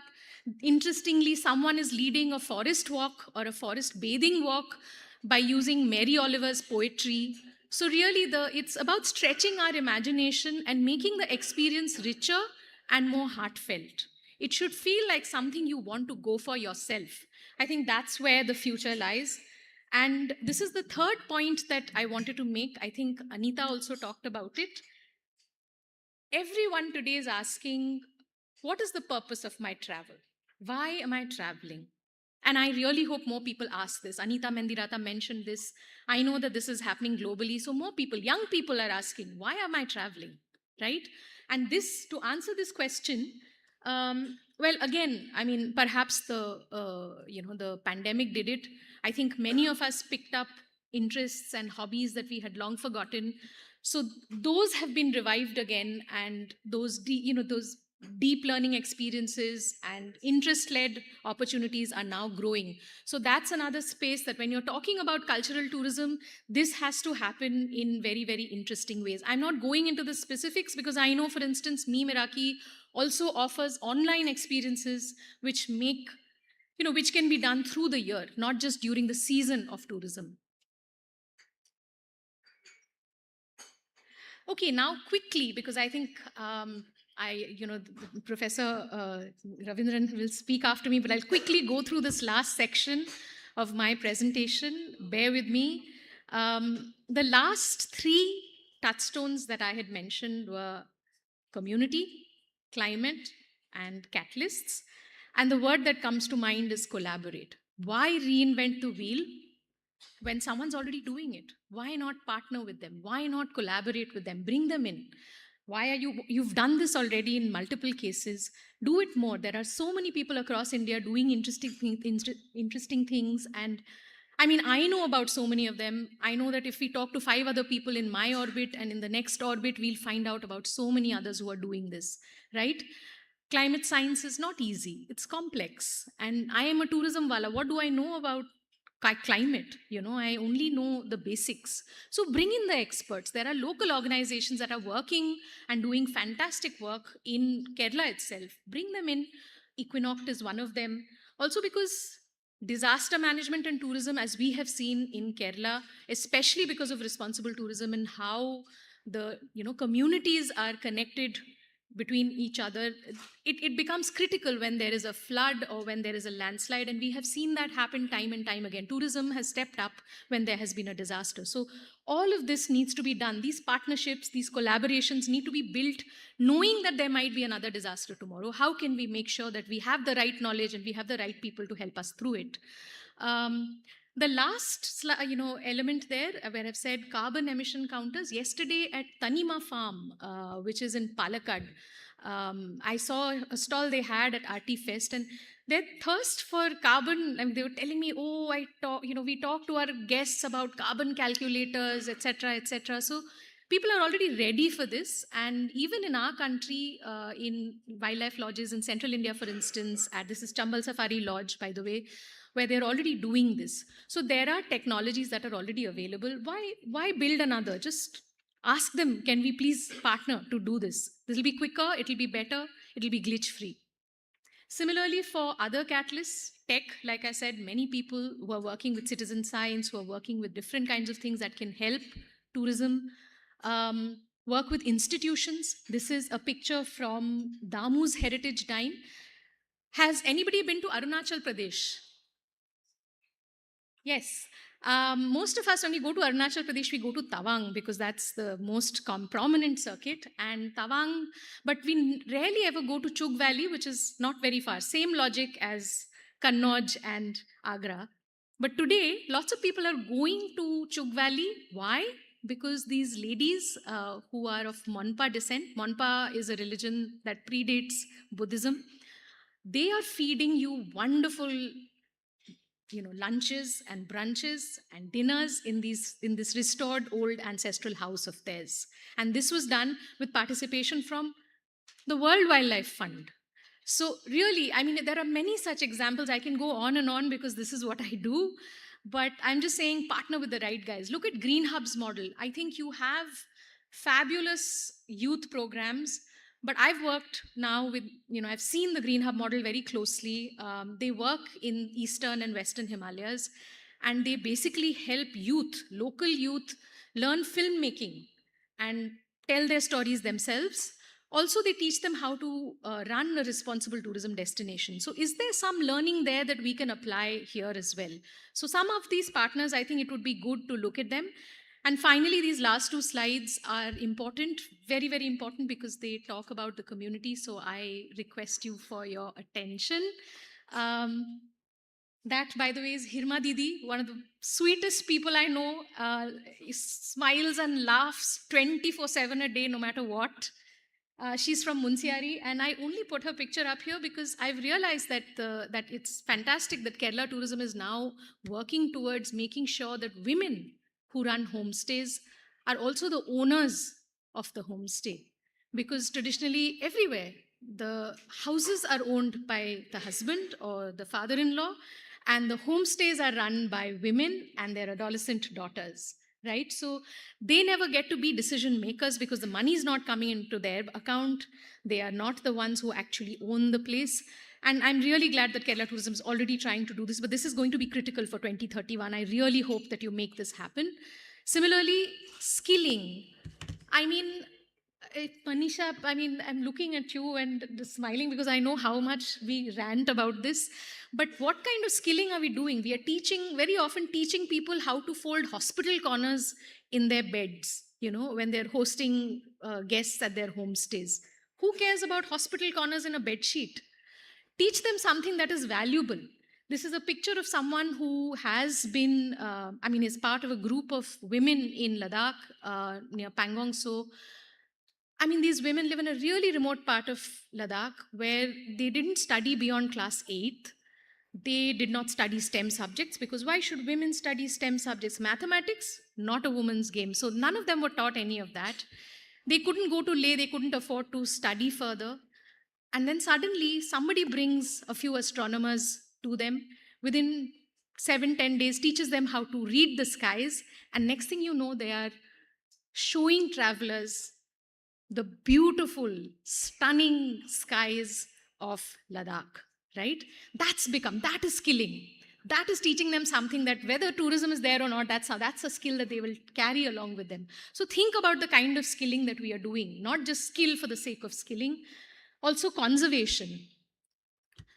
Very often when we talk about a craft center, we think, acha, tourist ko lekar aayenge. We'll bring the tourists here. Why not build it for the people first? Because then it will be in use all year round. That's what the Karens have done. Have you heard of the Karens? Does anybody know of the Karen community in the Andamans here? No, right? So they're wonderful people. They're people who moved to India, to Andamans, exactly 100 years ago from Burma.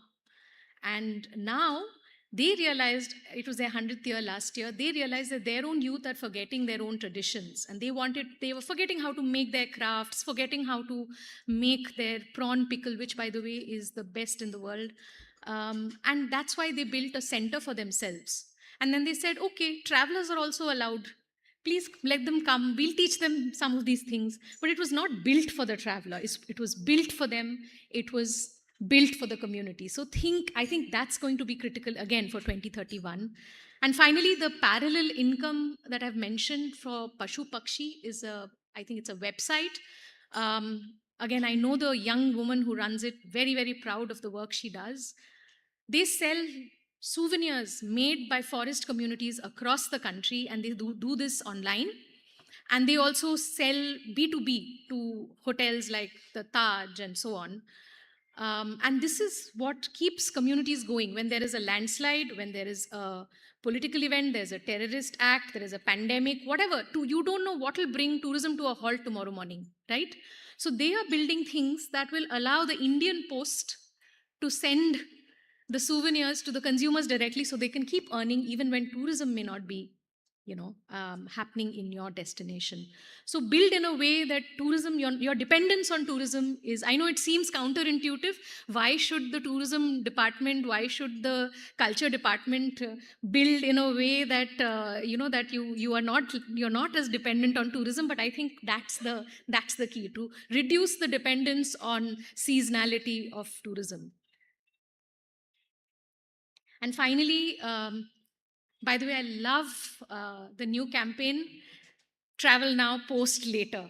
I think this has hit the nail on the head. Really, I mean, it's true and it's beautifully done. So congratulations. You always have great campaigns. This is a wonderful one as well. And I loved, of course, Human by Nature, because Human by Nature showed me the people of Kerala. It represented people of Kerala, not just the hills and the monuments, right? So that was beautiful. But my request to you is take it one step forward. Take it one step forward and further. Let her tell her story in her own voice. Let the community tell their stories and do a balancing of both. So that's it. That's all that I have to say. I want Kerala tourism to be inspiring, to inspire, not impress, to celebrate the ordinary, because it is also extraordinary to people like us who don't know, who have never been to your state, and to just make tourism more human. That's really my message to you. So thank you very, very much, and thank you for your patience.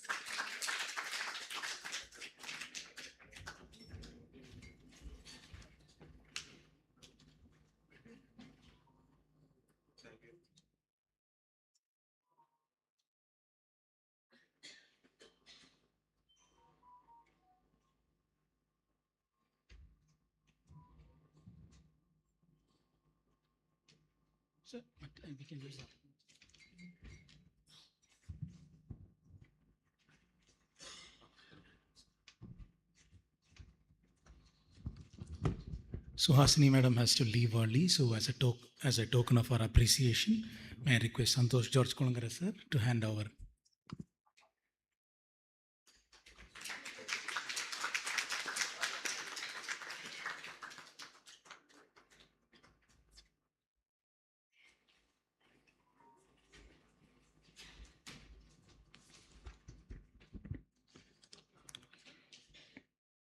Thank you, Ms. Soiti Banerjee. Thank you for sharing innovative ideas in responsible tourism. Our next speaker is Ms. Manisha Pandey, Founder Director, Village Ways.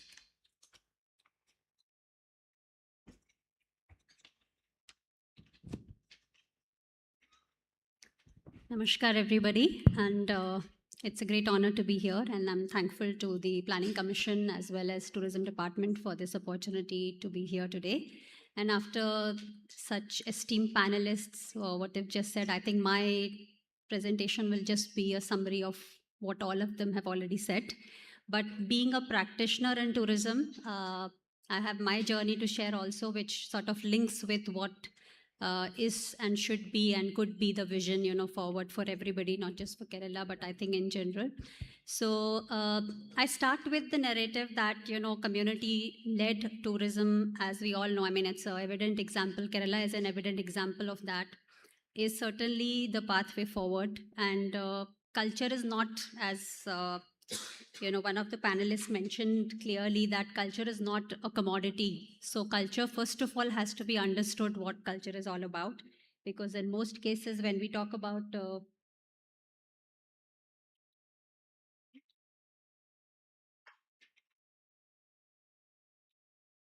So I represent one of our organizations called Village Ways, which was set up in 2005. And the purpose of the setting up of this organization was to stop out migration from villages which were in real danger of out migration. So this was a serious problem of a community of 5 villages. And I am going back to this story because, sometimes we feel that tourism is all about glamour and glitz, but sometimes, tourism is actually able to address an issue which is very serious for the community, where even livelihood, basic livelihood also is a problem. So we cannot actually start thinking about culture or tourism at the beginning, because it's all about, first of all, about livelihood generation. So from these first villages, the journey began, and we started off with Village Ways, and a concept where communities owned an enterprise and they came together to address their problem about livelihood through tourism. And with this, I think the journey of this whole struggle of communities to finally become independent because of tourism activities led us to understand that how tourism and culture are actually so much linked to each other, and how actually you don't really need to create culture for tourism, but it's on the contrary, tourism can actually promote and support culture. So this is a photo, the one which you just saw is the first, the village which I mentioned to you about, out of these 5 villages which were under serious threat of out migration. And what we tried is, again, a large part of the culture which we don't talk about is infrastructure, the traditional homes which people built. And we are, unfortunately, in many parts of our country, leaving the vernacular architecture that we used to follow in our areas. And this was also preserved through this process of supporting these communities through an alternate form of tourism, which was community owned and community led. And in this process, we were able to highlight the aspects in these villages which were also dying out. So, a culture also sees a lot of decaying and dying out because of lack of livelihood. People who are struggling for livelihood, they cannot understand what we are talking about in terms of culture. So tourism in a way revives the culture and brings in that pride in people of things which were already getting lost in the community. And that's what we started observing in these villages. So as a result, I am just highlighting how these initiatives then started taking shape from 2005 onwards. When we had this test and model in place where we saw many impacts, we were able to work closely with the communities and led them that they were leading these narratives. It was not somebody externally coming and creating some experiences, but because it had community ownership, so the communities themselves started building on different experiences which were very appealing for guests. So, there are some examples of where we are already working. For example, in Modekera in Kerala, where we are working since about 2010. In Chhattisgarh, where you can see the old paintings being revived in a guest house which is being built for the guests. Again, a way in which the old culture is being revived through tourism practices. In Karnataka also, how the women come and cook for the guests and try out their local cuisines which were dying because of problems related to the farming.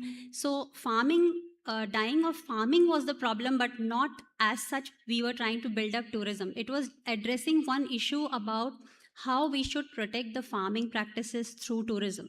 So tourism becomes a very powerful tool, not just to showcase our cultural aspects in terms of music and art and culture, but it also becomes a powerful tool to help support the local livelihood, the traditional knowledge systems, the different areas which were anyway losing the whole value system in the community.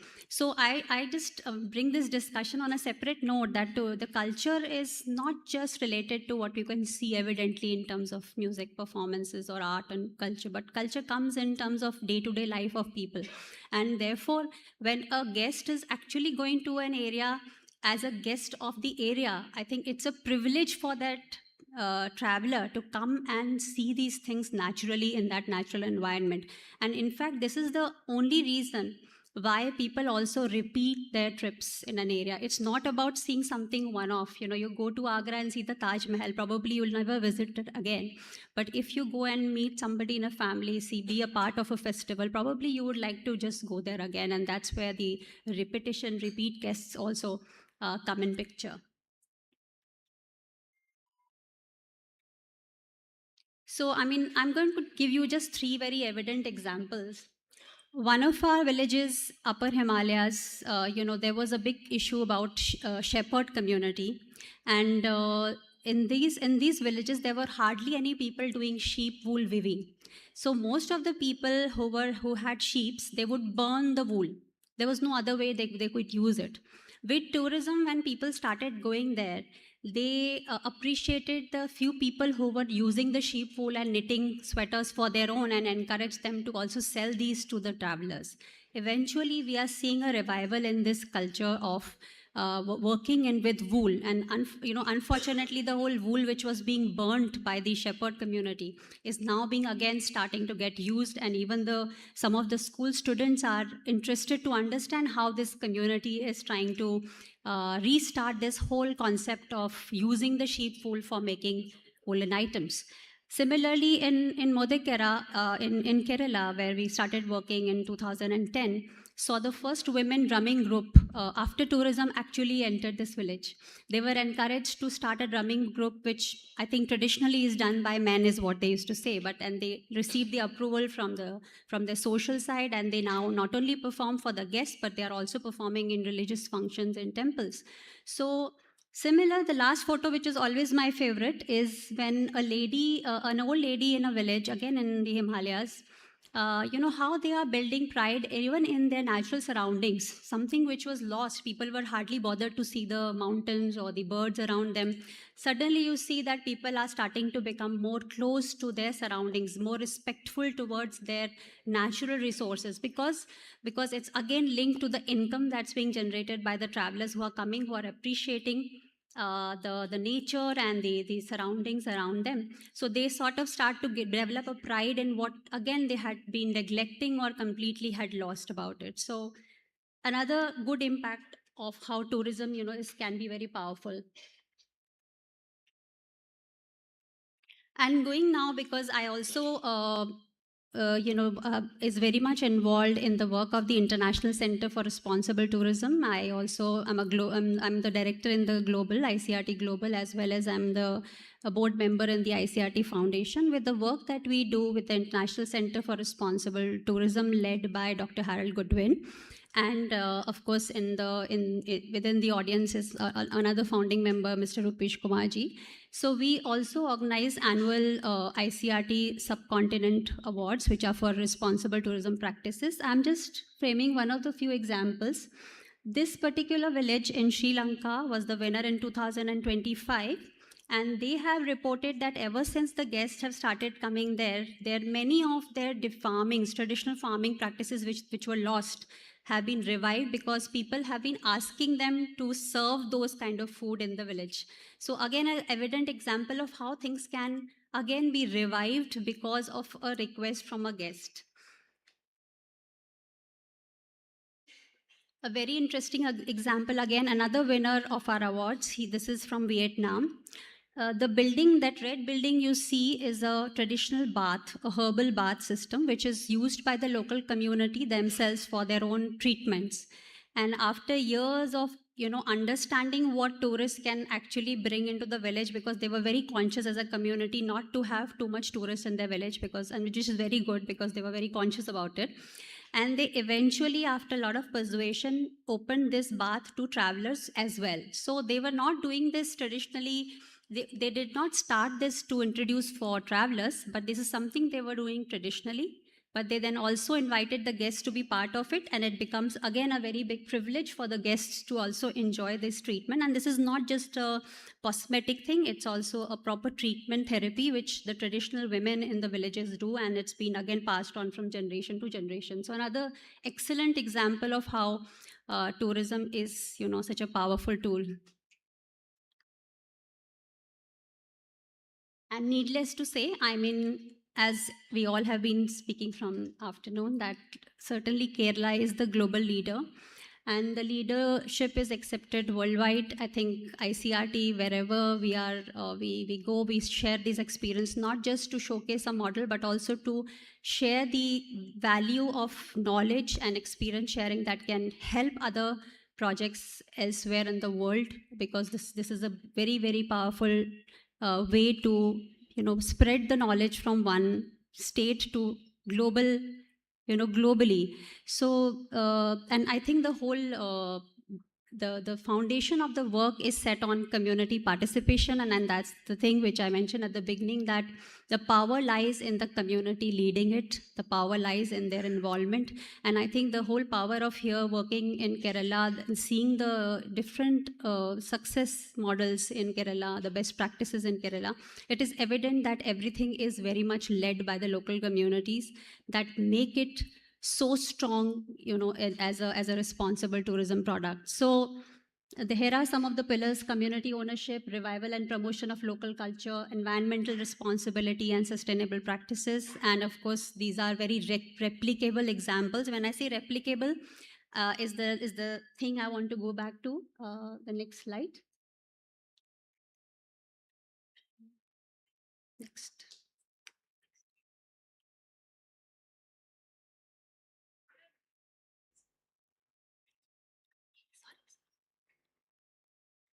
So I'll just want to mention to you about this example, a very beautiful example of a cross-learning experience.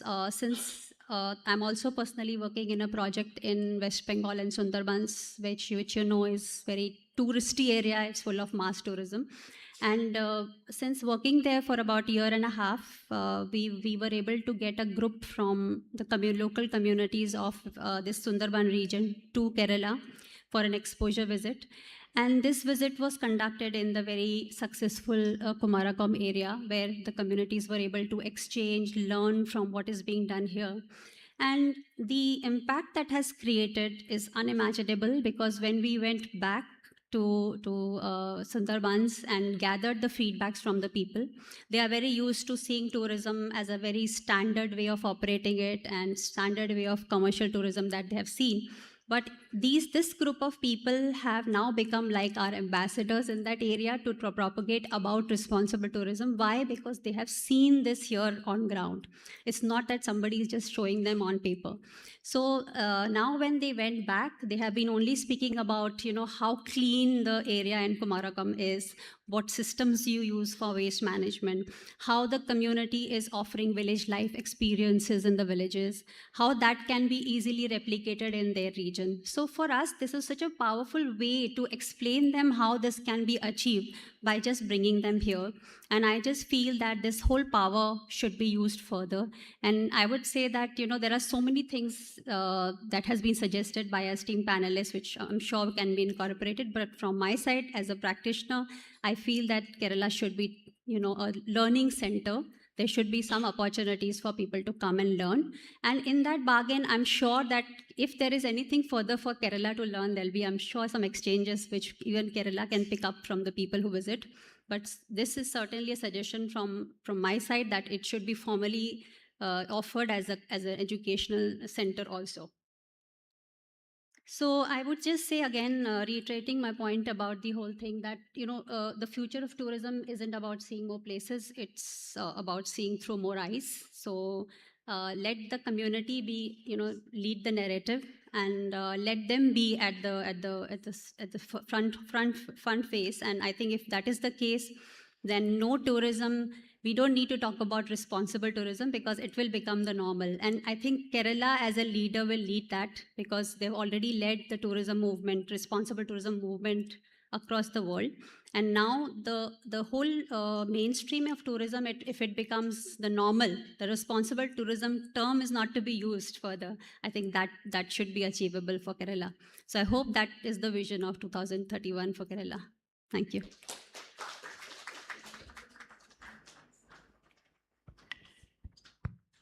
Thank you, Ms. Manisha Pandey. Let the community say their story. That was the message. And the next panelist is Professor K.T. Ravidran, former Dean, School of Planning and Architecture, New Delhi. I invite you, sir.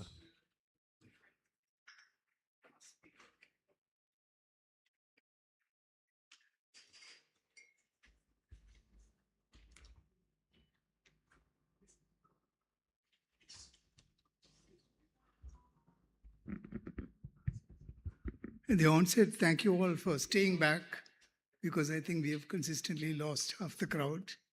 At least some of you have stayed back. Thank you for that. No.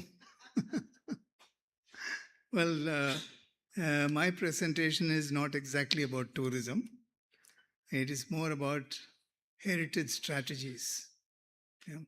I have had the privilege of working with this fantastic tourism department of Kerala government for the last 5 years or so. I'm very actively involved with them. I had the privilege of being actively being in the front of the tourism department-led design policy for the Kerala state. And subsequently, I've also been involved with the Kerala Urbanization Commission, which just got approved 3 days ago in the cabinet. So in that, in the Urbanization Commission report, we had 10 verticals, and one of them is about heritage, tourism, and culture. And I had the privilege of being part of that as well. So I come from a space where I'm quite familiar with the type of methodologies that they are using. And my presentation is just is just one singular idea which I am trying to suggest, not a number of ideas. In that singular idea, the idea is to promote a strategy that will look at Kerala's environment, heritage, the cultural environment of Kerala and its heritage as an integrated whole. So, let's one change this. This side, this direction. Show it. This direction. Oh, like this. Okay. All right. Sorry.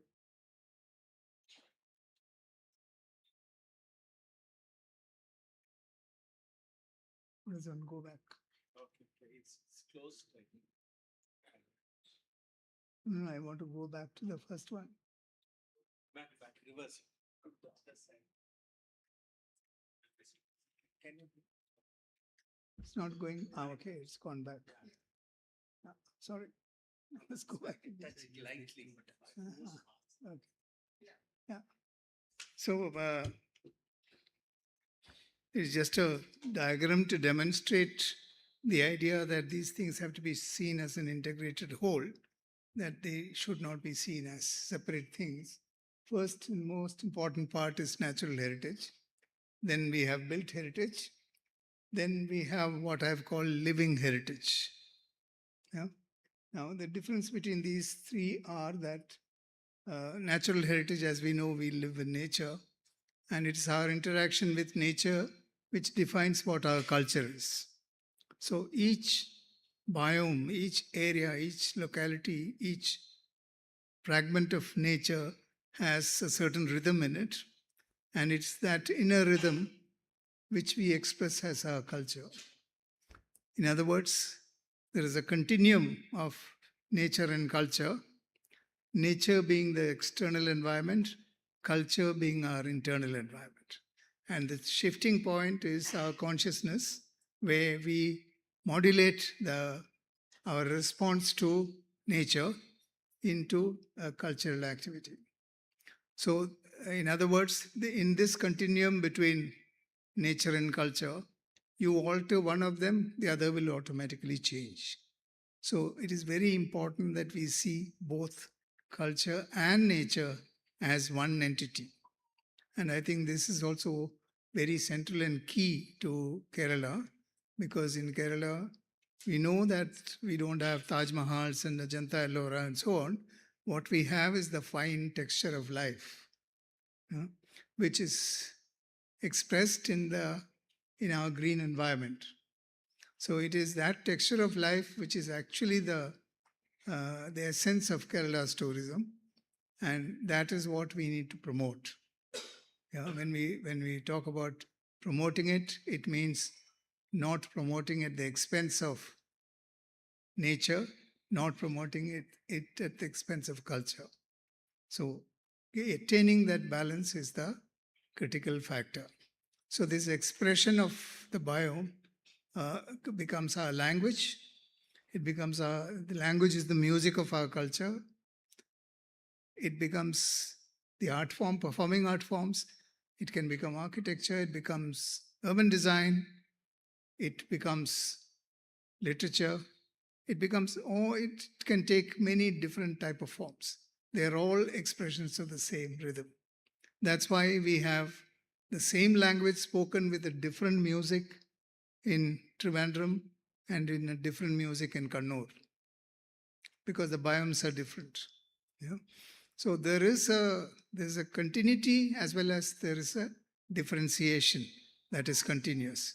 And once we understand that, then we'll know that unless we see this as a cultural continuum, nature-culture continuum, we will not be able to sustain what we call culture, nor will we be able to sustain what we call nature. You change nature, your culture will change. You change your culture, and your attitude towards nature will change. And therefore, you will change the nature. So the active agent is the human consciousness. So under that basic concept, we need to examine For convenience of understanding, I've divided them into these three segments. All divisions are artificial. All divisions are actually, they say analysis is paralysis. Yeah. So it's a form of, you paralyze your thought process by analyzing it, by dividing it into segments and looking at their intersectionality and connections. You paralyze the whole process of the flow of nature. So if we understand that, then we can design the user experience, which is what the tourist takes away. You know? In this, it's Kerala specifically has a very strong, very powerful nature. And I think our Theyyam dances are one of the best examples of how our relationship with nature has retained a kind of an extremely powerful relationship with culture, where we have expressions of what we call the spirits are expressed. And there is also deeply rooted social connotations of social justice. Many of the Theyyam figures are people who have been wronged in society, and therefore they are then deified. The person who has been wronged is deified, and then that deity is then celebrated to appease the ill effect of the moral bankruptcy which the previous generation had experienced. Theyyam is one of the best examples of how the environment, the social and the natural environments interact with each other and create very intense forms of expressions of culture. Now, with this, now I'll just quickly go to these three in a little more detail. Unfortunately, it's a lot of text, and I didn't realize that we'll be sitting in front of you to block your view of the text, and nor are we able to read it ourselves because of the arrangement. So basically, I will not read them one by one because it will be boring for you if I read through each one of them. Sorry? No, that's okay. I mean, I'd like to more connect with the screen than with the little screen here. So we have, there are a number of things which I have listed here, but one of the most important things which came out as part of the recommendation of the design policy, which was also championed by the tourism department, is to look at a seamless design integrating the urban-rural nature continuum. That's the experience of the people who come into Kerala should be a seamless experience of aesthetically heightened environment, which is at once, it can be urban, it can be rural, it can be natural. But at the same time, there should be, experientially speaking, it should be a seamless experience, not one with bumps and speed breakers and so on. So that flow is what the design policy attempted to attain. Now it also has various other objectives like growing into a creative Kerala, growing into a creative economy rather than one which will grow through, say, traditional practices like hard industries and so on, but we'll grow through a process in which design will lead the economy, and also finally for Kerala to become a future hub for design. So in that, this seamless design integrating the three is a central concept in that. Now, in the case of when it comes to built heritage, of course, Murali Chirot has also earlier talked about the need for documentation and listing, which is partly been done in Kerala, but not fully. And we need also, I think many of the speakers have spoken about the need for training people for heritage protection, because ultimately it is the people who are the custodians of heritage. It's not the government, it's not institutions, it is not financiers, and it's not any external agency, but it is the people who are the actual custodians of, actual owners, actual custodians. Nobody is an owner, but a custodian of heritage. So once we involve people in the process of protection, then you have a natural process set in place where heritage protection will be under the ownership of the local people, that they will on their own take the initiative, and it will bring them revenue. And revenue is only one of the things it will do. Main thing is that it provides them the platform for continued creative and cultural expression. I think that is the primary motive of any strategy for improving heritage, is not to promote only tourism. Tourism is only one of the fallouts of it. Is that you can make money out of something is only one of the things that you do with it. The main thing is that we embed the activity of cultural production in the local people, and in that lies the healthy relationship between nature and human beings, and therefore a healthy cultural practice. Now, we have things like legislating, etc., which I don't need to explain. And one of the recommendations I'm making here is that there should be a creation of a dedicated heritage fund, which we don't have now. Now, if anybody wants to promote anything that is local or global or whatever you want to do, you have to go around looking with a begging bowl, see who will fund your project. And why should culture be in that condition when we know that it's one of the most important indicators of well-being? If you don't have the opportunity to make decisions about your own creativity, then you don't have any location in any place to claim in culture. So it's important that we have an ease of accessing funds to be able to practice cultural activities. And this particularly when you embed the responsibility of practicing culture with the local community. The local community cannot spare, often they cannot spare the money to do anything that's collective. They require external help, and why can't we at the state level create a fund in which that fund can be accessed by people to generate these cultural activities?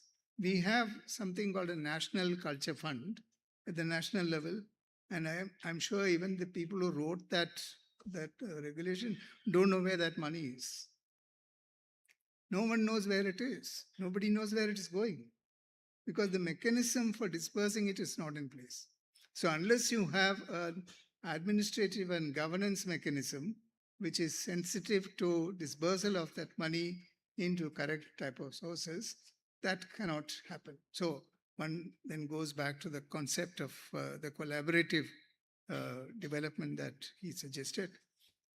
Unless you have that collaboration between government, between people and the financial sources, and if the government does not become a facilitator, we cannot expect the custodianship of people of culture to be nurtured.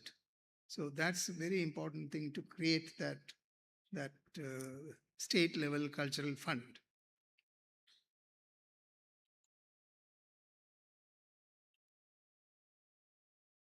Now, I must perhaps explain to you what is living heritage.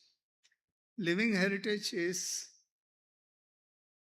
normally when we say heritage, we talk about the materiality of heritage.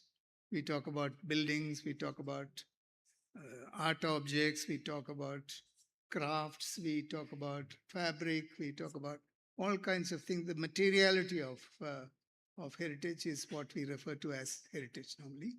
But there is also living heritage, which is our culinary practices, our music, our language. These are all culture. Language is the first and the most subtle form of cultural practice. The moment you lose your language, we don't know what all we lose. We lose a hell of a lot of things altogether when you lose your language. So it is so easy for our education system to tutor everyone to speak good English and push them out of their own environment and push them into a corporate environment where they can climb the ladder and make more money. I'm not saying that making money is a bad thing, but that is not where culture lies. Culture lies in the autonomy and the opportunity for people to express their own creativity in their own environment. And language is the primary source of that expression. So language, of course, connected is with literature and there's poetry, all kinds of this writing for cinema, which is a very, very important aspect of cultural expression. In fact, it's one of the few, it is cinema and photography are the two, you can say, contemporary cultural expressions that we have acquired in relatively new terms, maybe in the last 100 years. But all other practices goes back into ancient times, like even our script, and he showed us images from Edakal caves. Edakal caves are going back to Neolithic and Paleolithic periods. And they are stunning. Each image is like 6 meters high, and you wonder how anyone could have drawn in proportion and with that amount of power in the lines at that scale. Yeah, that is an expression of some people. It's not, they have not done it to eat more. They have not done it to put more money in the bank.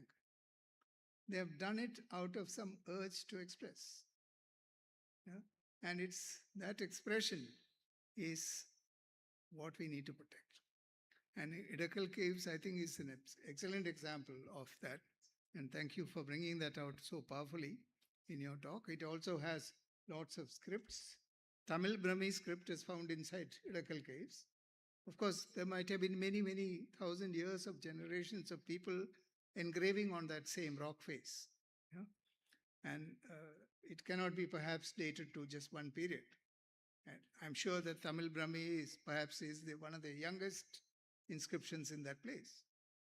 The images which are there can be very, very ancient. And they're not even using techniques like painting, they're scratching the stone. You can imagine the power and the force of the person who scratched a stone which is 20 feet high, to create an image. It's an amazing place, that Edakal Caves. So one of the reasons why it has survived till now is it's very difficult to access it. You don't have proper steps. There's no tourism facility there on the way. You have to climb through, very difficult mountainous conditions. Because of that, fewer people go there. Because of that, that place has survived. So I think the point was made here that we need to reduce the number of people. There is a threshold to the capacity or carrying capacity of any tourist site, and that capacity needs to be identified and respected. And that, I think, is a very important thing that we'll soon have to do, even in the case of Munnar. Because if the kind of traffic jams you have going to Munnar continues, not many people are going to come to go there. Yeah? Or even if you go there, the first response of the PWD would be to widen the road. That means more damage to the mountains. Yeah? Or that also means more infrastructure to be created for more people going up there. That means further and further construction, which is damage. So the correlation between protection, heritage, and construction is a very delicate balance that for Kerala, it is already at the threshold where that if you cross that threshold, maybe we'll move into a very destructive time. So these are a few strategies which I'm suggesting that could be done. First one is, as I suggested, to create a Kerala State Cultural Fund so that a dedicated amount of money can be kept aside. I'm sure there is some money already kept aside, but it should be also designed in a way that through the governance structure, it is easy for the ease of accessing that money should be enhanced. then we should have an efficient mechanism to ensure equitable distribution and easy access to funds. Not everybody can access it. Yeah. Now we know that unless you know somebody in a CSR fund controlling agency, you can't get any funds to do any cultural activity. In other words, you have to be connected, you have to have good contacts, you have to have, what about if you are expecting normal people to be the custodians of your heritage, how are they going to access that funds? That, I think, is the critical question that we need to ask. So this distribution is a very critical factor. I'm also suggesting that if local self-government is so good, so terrific, such a success story, such a celebrated success story in Kerala, I can tell you that one of the reasons why it is such a success story is because we have an institution called KILA, which has been set up 25 years ago to promote, it's KILA's full form is Kerala Institute of Local Administration, which was set up immediately after the 24th Amendment, after the 74th Amendment. Yeah? So why not we create an institution like that, which looks at history, culture, tourism, heritage, and training for people, which is the function which KILA is now doing. KILA is training a number of people, elected panchayat members. So why don't we create another institution, just like KILA, same model, which is government supported, but functioning independently, and they promote their own training, they promote their own activities, they support research, and so on and so forth. So if we create one more institution like that, we'll see that the ambitions that we have on tourism in Kerala can be enhanced hugely. And if we don't do measures which are structural to improving the conditions of tourism in Kerala, we are not going to cover more ground. If there's a limit to which you can sell, there's a limit to which you can convert opportunities to money. Yeah? But that's not the function of culture. Culture is not about selling culture. Culture is making the music. Can we have our people, can we give them the autonomy to make their own music? How will you facilitate that? That is what will create what you call tourism. Tourism is only a byproduct. Yeah, it has to be a byproduct. If it becomes a central product, it's a double-edged sword. You're cutting the branch you are sitting on. In no time, you'll be cutting the branch you're sitting on. So it's critical that we nurture culture within the system. Then we also need to have partnership with localities to promote inclusive custodianship of cultural assets. We know that the institutional structure in our country is not a very just structure.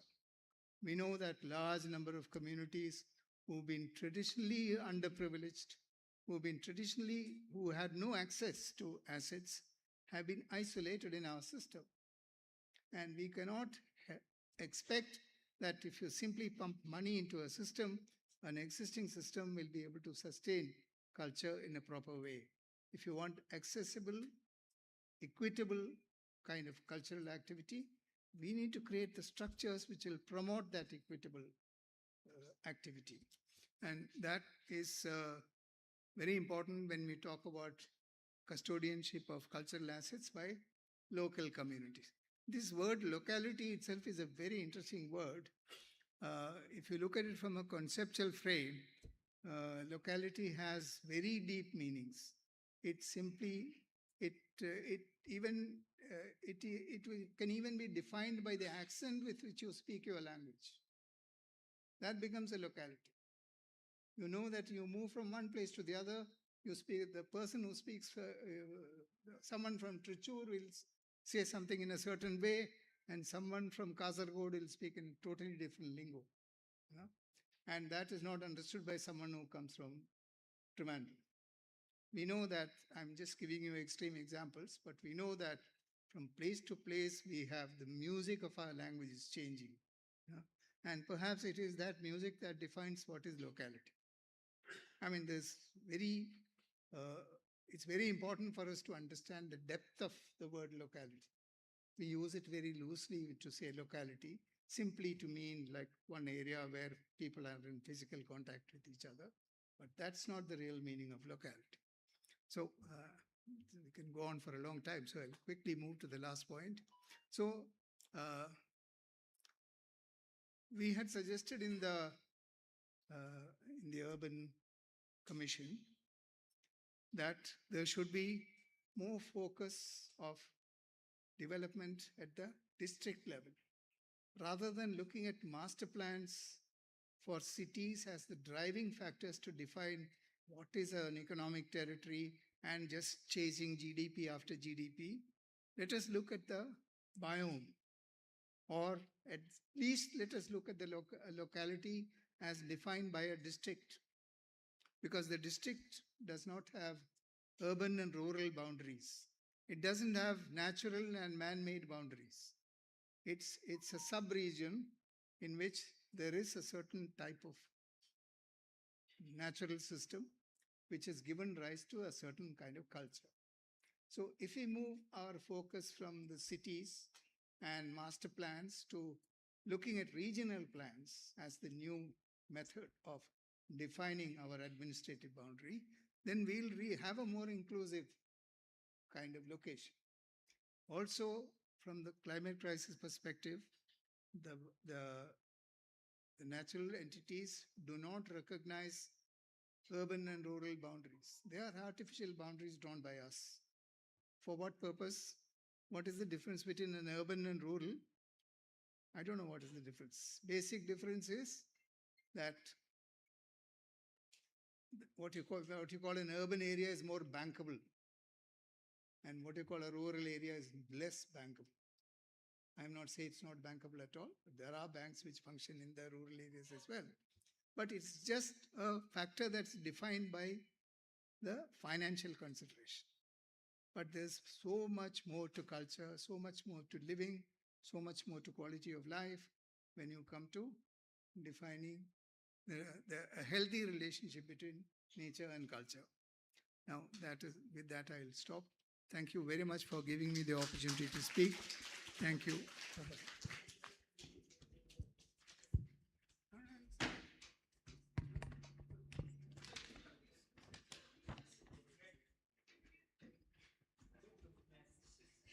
Thank you, Professor, for your valuable suggestions.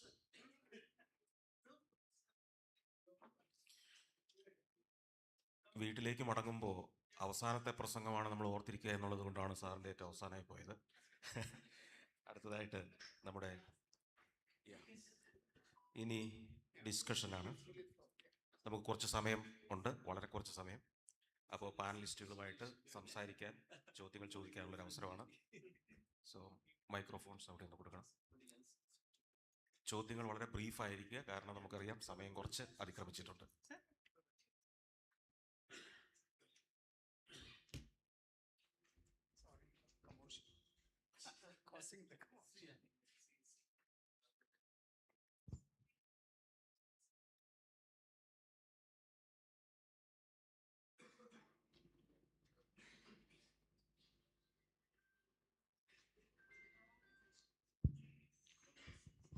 Good evening, sir.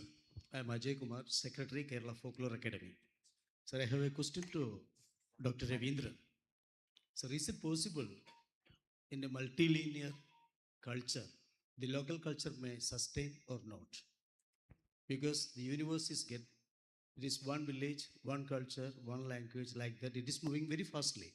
So is it possible to isolate the local culture and the other cultures?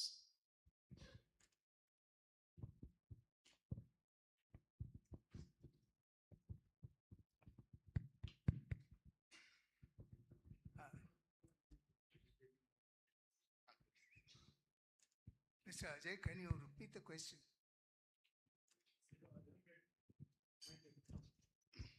Sorry. Sure, sir. I will repeat my question. Yeah. In a universalized culture,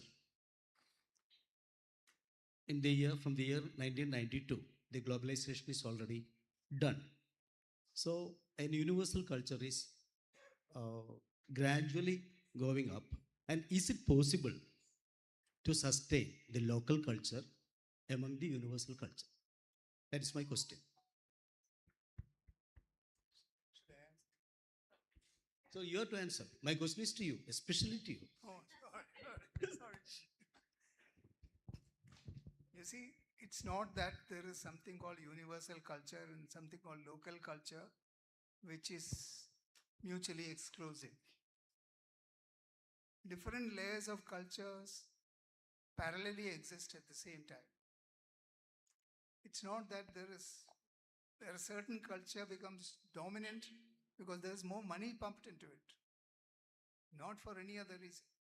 That is why it is so much more important that we vest the power to determine what culture is with people, in the custodianship of people, not in the custodianship of people who spend the money. So if you talk about a universal culture, that universal culture is also called in some other locations as capitalism. Yeah?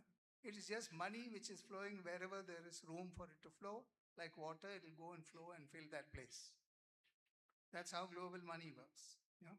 So, and that creates its own culture, its own demand for certain kind of culture. But that doesn't mean that you don't have a Valichapade in the local situation. The Valichapade's intensity of the Valichapade's expression is not going to be destroyed by a global culture. They will exist parallelly. Only thing is, I think it's part of governance to be aware as to whether dominant systems which are determined by a better flow of capital is taking over those areas which are nurtured thousands of years by traditional people, disprivileged people, for instance. And if you take the Theyyam, all the performers in Theyyam are people who were traditionally untouchable.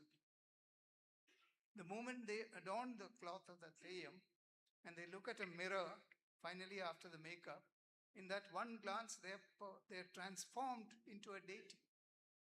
And they're no more untouchable.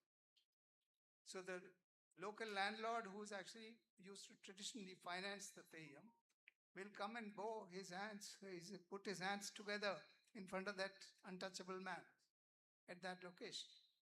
So there are those mechanisms which are functioning locally and they are inviolable.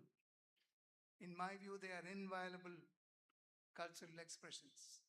And they will exist parallelly to the most funded global culture. I mean, I believe that. Yeah? So,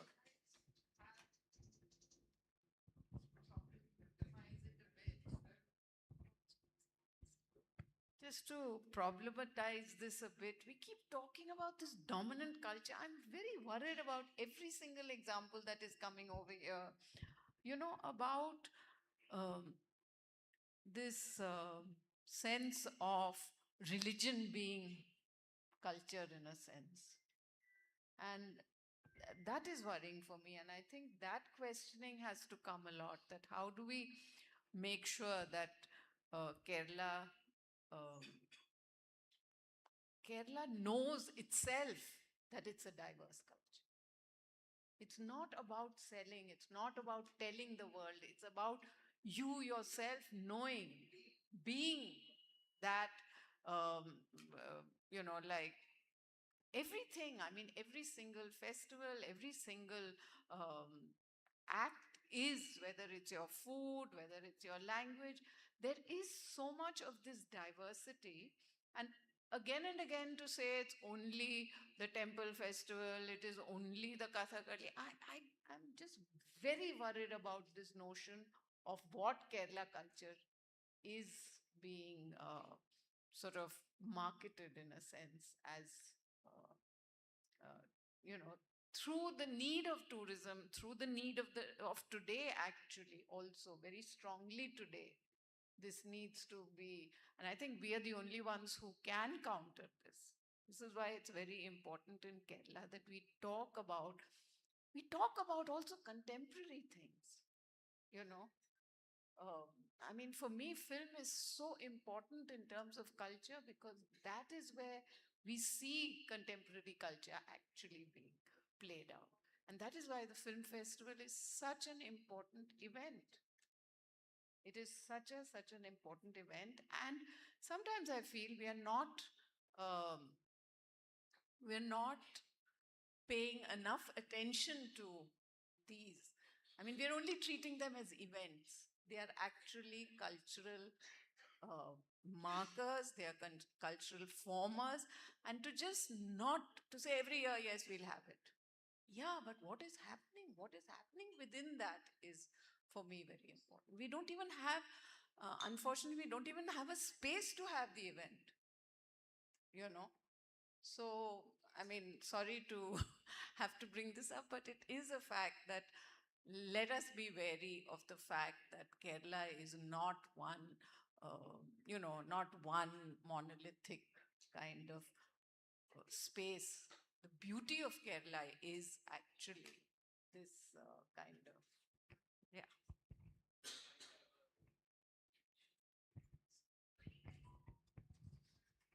Yeah, this afternoon I had some dish in this particular restaurant, in this hotel's restaurant, in which they had added this makhana or lotus seeds. I was wondering, it was like a Kerala dish, how it came.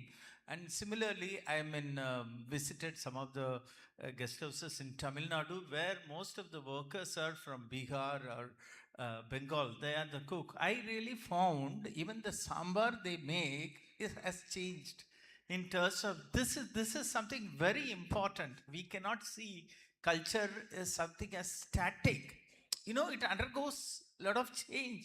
If you look at Kerala's culture, we have this Terisapalli copper plate, which clearly says there were Jewish and Islamic and Christian traders as early as 9th century. That is only the record. But if you look at Pattanam, Kerala had a connection with the entire Indian Ocean. You know, this is what something very essence of Kerala. As the speaker pointed out, how we are bringing this concept into the museum. See, some of the museums we have a building, we have heritage structure, we collect objects and keep. Do we have any thematic museum? Are we telling the stories like the way they tell in the films or in the this Musris or Kochi Bainale, where I have seen, see where different things come out, more, you know, contemporary culture. This is where folk culture. I've been visiting some of these pepper farmers in the forest area, mountains, rock paintings. So are we bringing out this folk culture into these, museums, folk culture and diverse things? You know, it is, it should be our plan to present this diversity in the museums. Museums also should be dynamic. It is not necessary you create a museum in 1980. It remains like a museum till 2000, 20. So that also, we can do a lot.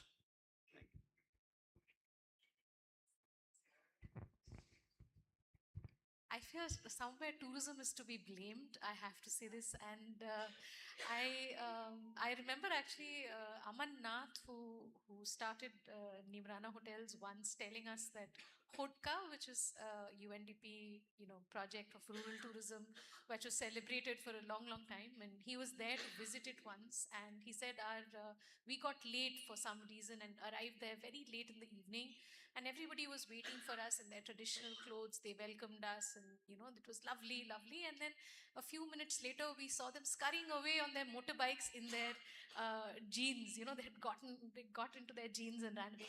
So the problem is that we have museumified tourism.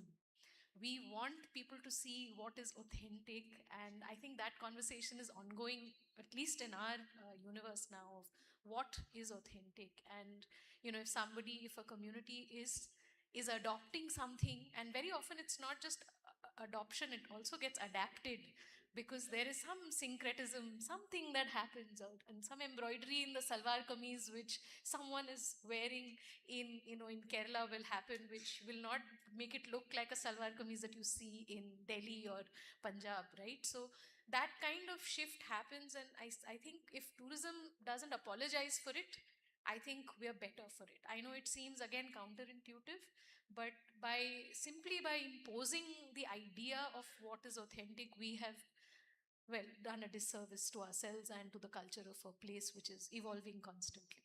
So thank you.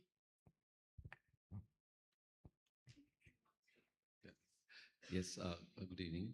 My name is Neil Kant, and my question is towards Santosh sir, as part of the planning board also, and very well person known in the tourism sector to all Malayalis I across don't know the world. whether a moderator can answer questions. As a part of planning board, maybe, or anybody else can. See, culture and heritage primarily should be sold through stories. It is the storytelling which is a very important parameter. And of course, art, while the traveler is traveling, when it's explaining all of that, storytelling is a big parameter. But largely, if you see today, tourism is sold through discounting. 365 days of discounting. On the online, that product at 80% discount and similar hotel at this many discount, it's all about discounting and sales. It actually kills the industry. But that's what's been happening today. Largely increasing in that pace where the consumer is only driven by price. In that scenario, storytelling is a very big parameter. But where are the storytellers?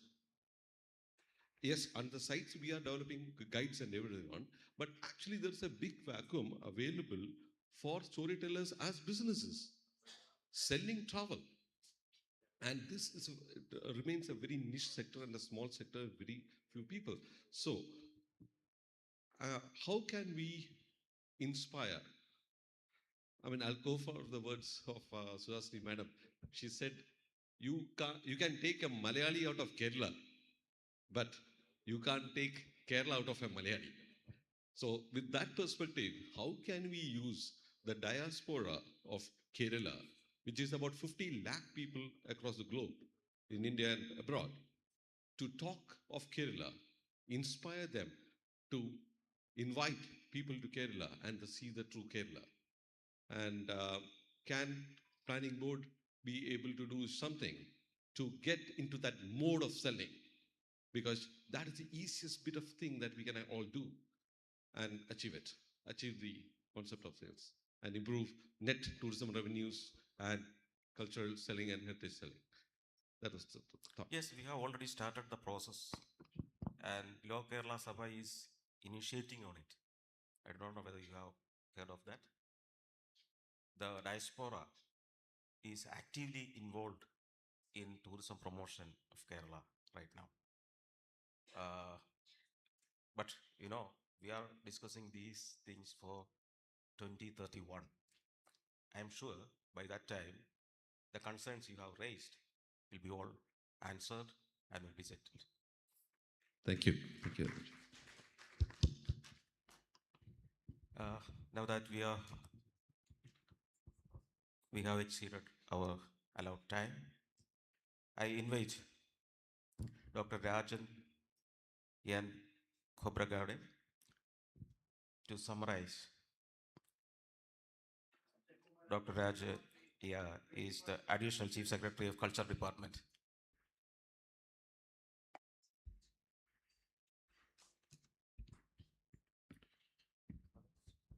Esteemed experts on the dais. The question comes, what is Kerala? So what I would sum up, celebration of life is Kerala. You go anywhere, all 365 days, you will find there is some or the other thing is happening in nook and corner of this state. And that is the reason that I think all of us are very eagerly, discussing that what can be done next. People's work is the magical flute through which whispering of hours turned into music. That is what is our experience. And that is what, as a metaphor, in fact, Professor K.T. Ravindran sir has mentioned. that we should create an enabling environment all throughout, irrespective of the segment, irrespective of what small cultures or their practices they are there in the society. But if we create that kind of enabling environment, in fact, then we will see the wonder what kind of a music all of these people are creating day in and day out. Whether you want to get that experience or not, that is your choice. But they are doing it for their own fulfillment, their own sense of satisfaction, their own sense of actualization. That is what I feel. And that is what the point our professor has mentioned. As we already know that we keep, the best thing the last. And therefore, I like the sir's, few points which are very profound that all of us should understand that in what way we need to go forward. Culture and tourism are the two sides of the same coin.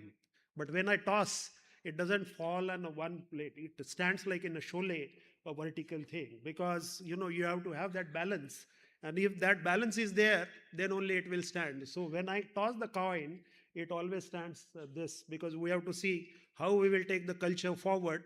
At the same time, what can be done from the tourism point of view to take the state economy forward. So from that context, our Honorable CM has given us a guidance that we need to look at the state and develop as a knowledge society. And while doing this, he has given a primary importance to the human capital. In the morning, I was having a health session, in fact, because I wear multiple caps, so I am also ACS Health. So there also I mentioned this point. Only resource what all of us are having, there are two resources. One is a time and second is human.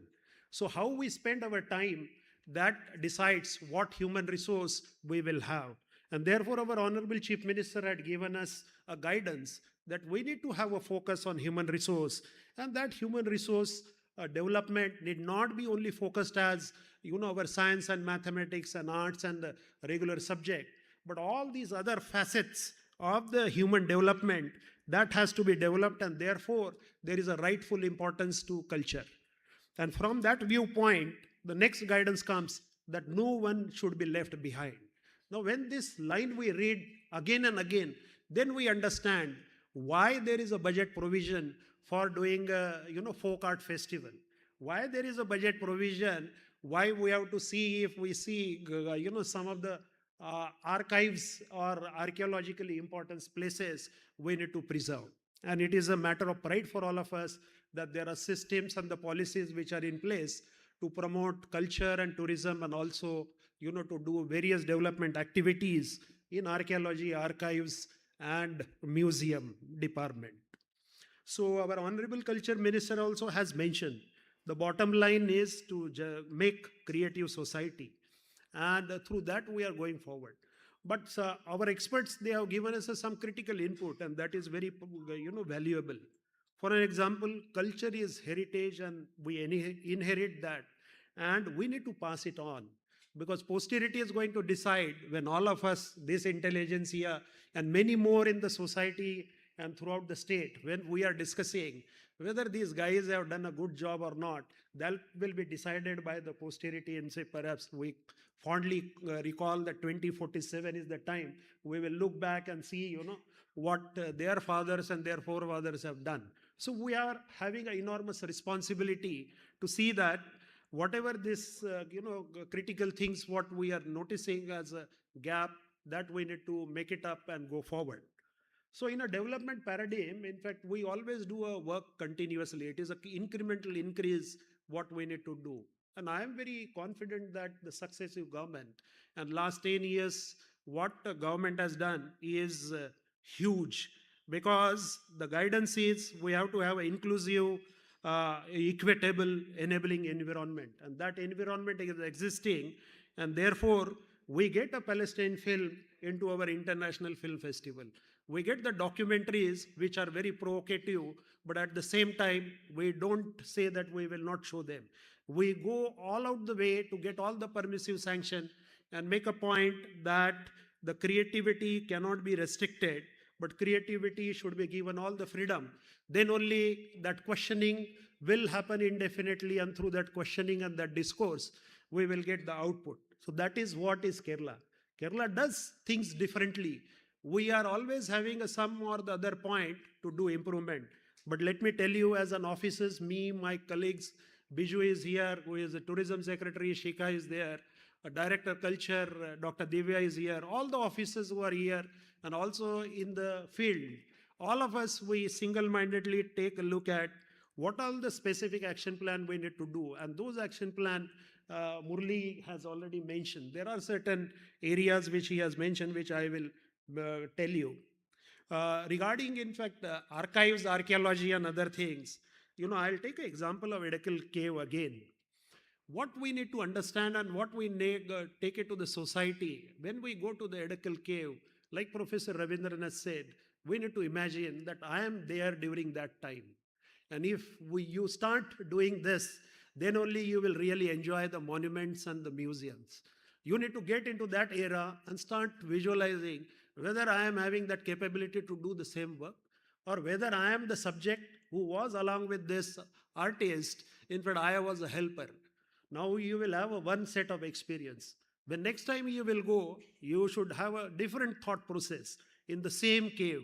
And then you start thinking that I was there, which I was ridiculing this artist, that what are you doing? In fact, you are day in and day night, after gathering your food, you are carving something. Why are you wasting your time? And then you imagine, in fact, what would have been the reaction of the society after, hundreds of years down below.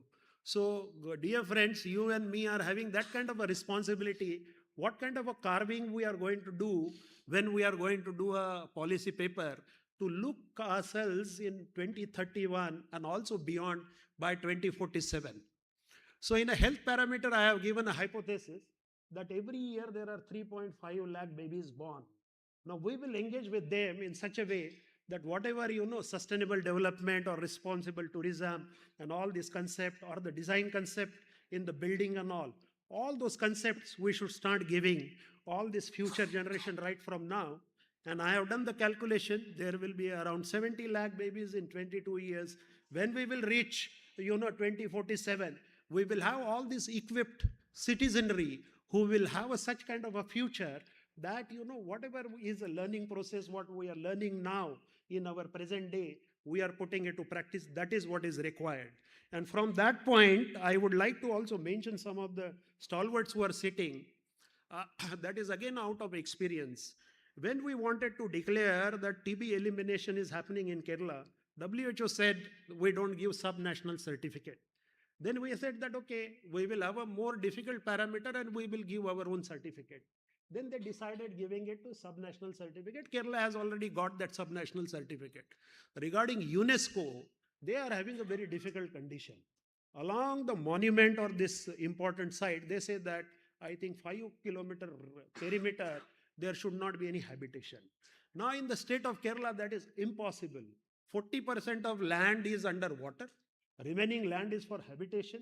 We are having a beautiful structure, Edekal Cave. We are having a our palace, in Padmanabhapuram Palace.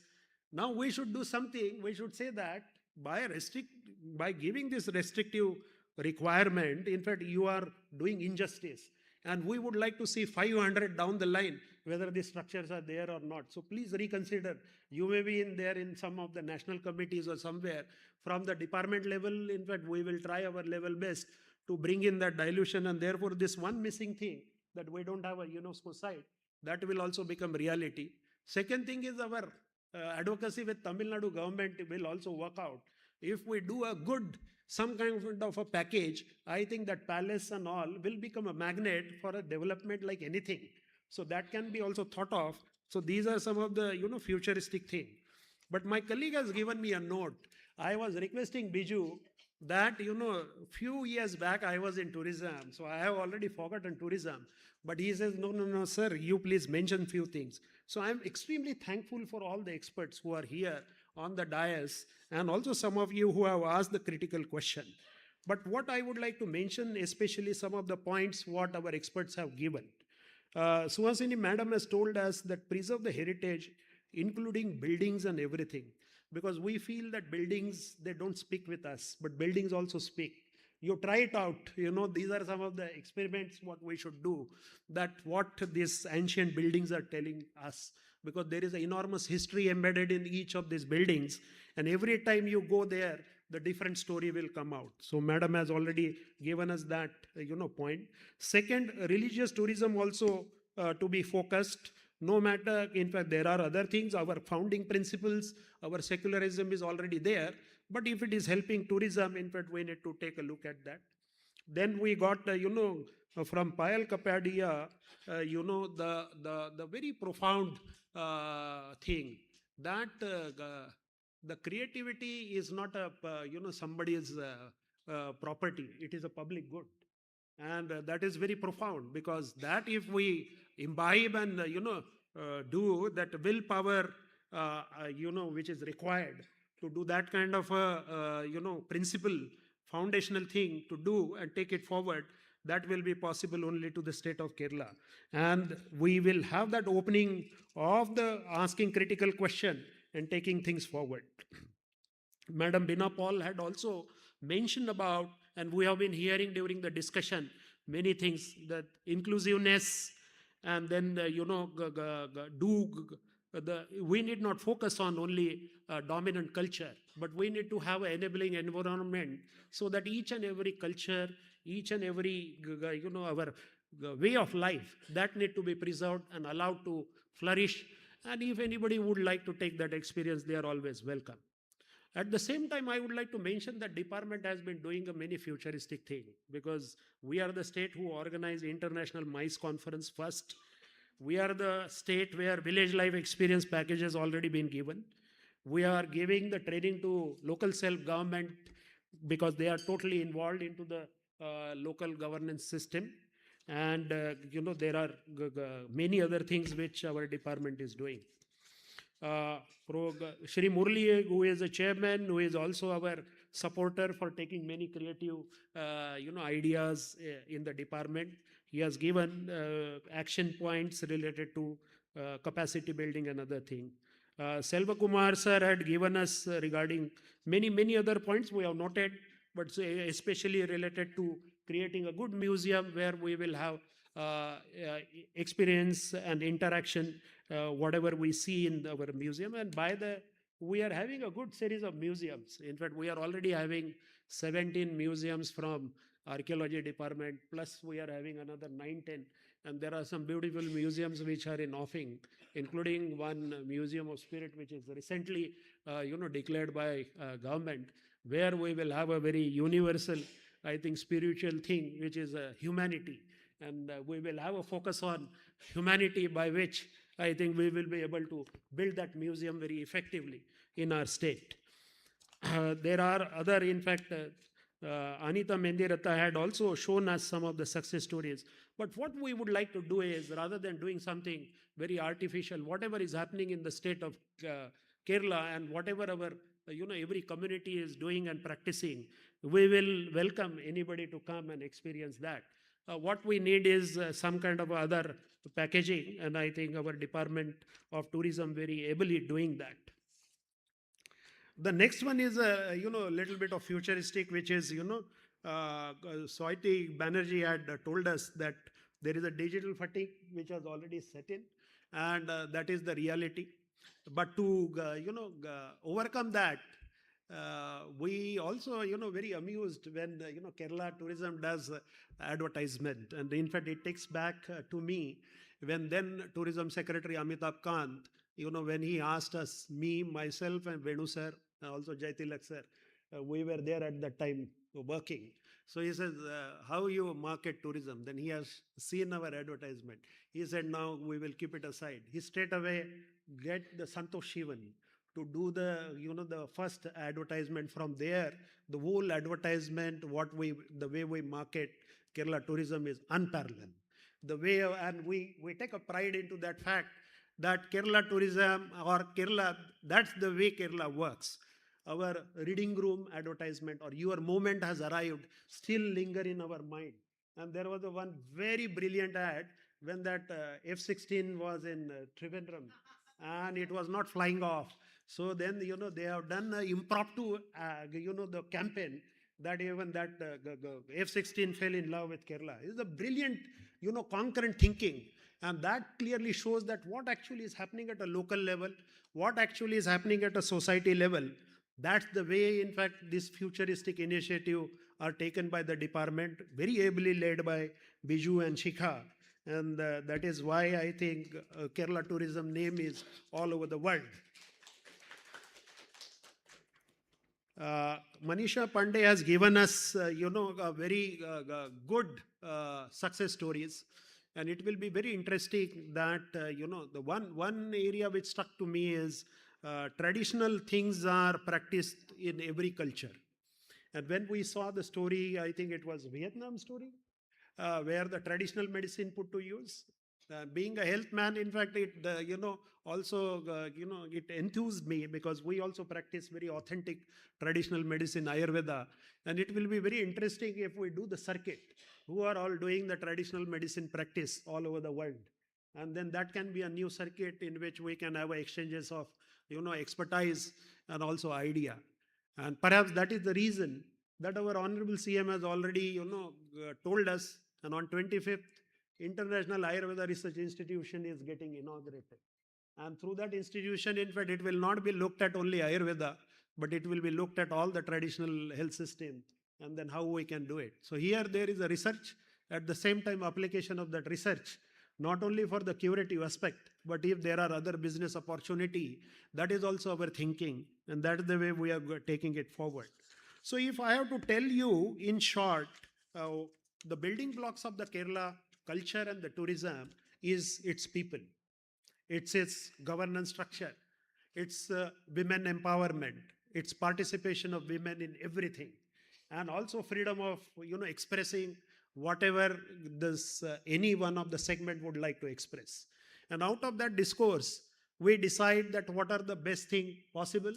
And as per the feasibility, we take it. And we always wanted to be ahead of the curve. So we think that what will be the situation 5 years down the line, 10 years down the line, and based on that, we do all the development related decisions, not only the critical sectors, but also culture and tourism. So I'm looking forward to a fabulous period, and very soon I will be also superannuating. So I will have a holidays after that, and I'm going to bother Biju and Shika that let me see what kind of a vision we are building in coming years and many more colleagues. So it is really wonderful and thankful to all the experts who have come from all over the country, and some of them have joined online from other places. All my colleagues, all officers who have been day and night working to take our things forward. And we are confident that the vision what we are going to set, that we will definitely realize. Because last point I would like to mention, that is the fact that whatever we think, that happens. And therefore, there is enormous opportunity, responsibility on us. We have to be very positive. We have to have a shared thinking. And we have to mention that, yes, this is the dream of Kerala, this is the dream of Kerala. And we all collectively will achieve that. So all the best to all of us. I'll stop here. Thank you very much.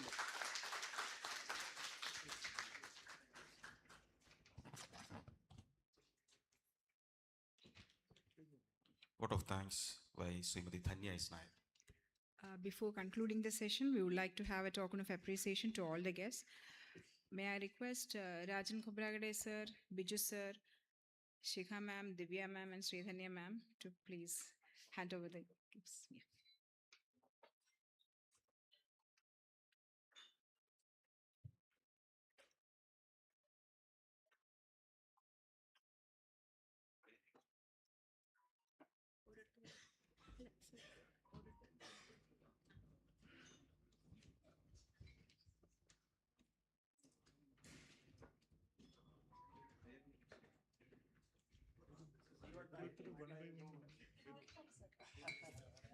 Shikha ma'am.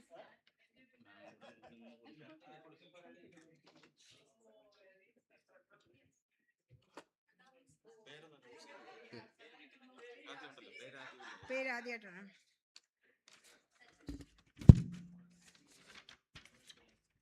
Suhasini Maniratnam madam already Dina Paul madam, Sri Murli Chirot,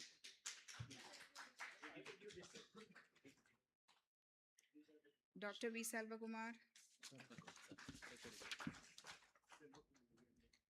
Srimati Soiti Banerjee, Srimati Manisha Pandey, and Professor K.T. Ravindran.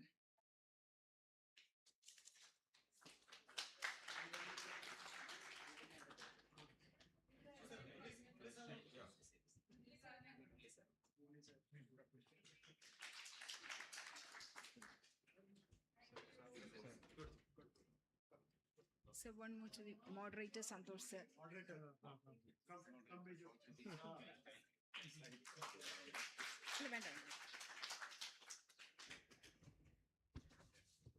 We wholeheartedly thank the Honorable Ministers, Sri Saji Cherian, Advocate P.M. Mohammad Riaz, Sri Ramachandran Kadathnapalli, and all the distinguished speakers, Srimati Suhasini Maniratnam, Srimati Payal Kapadia, Srimati Beena Paul, Sri Murali Shirod, Dr. V. Selvakumar, Ms. Anita Menderita, Srimati Soiti Banerjee, Srimati Manisha Pandey, and Professor K.T. Ravindran. We also thank the respected secretaries, our respected guests, delegates, officials of various departments, Kerala State Planning Board, CDIT, Kerala Public Relations Department, and management of Hotel Hyatt. Once again, thanking you all for participating in the event. Thank you. May I request the speakers to stay back for the group photo? Speakers, may I request the speakers to stay back for a group photo?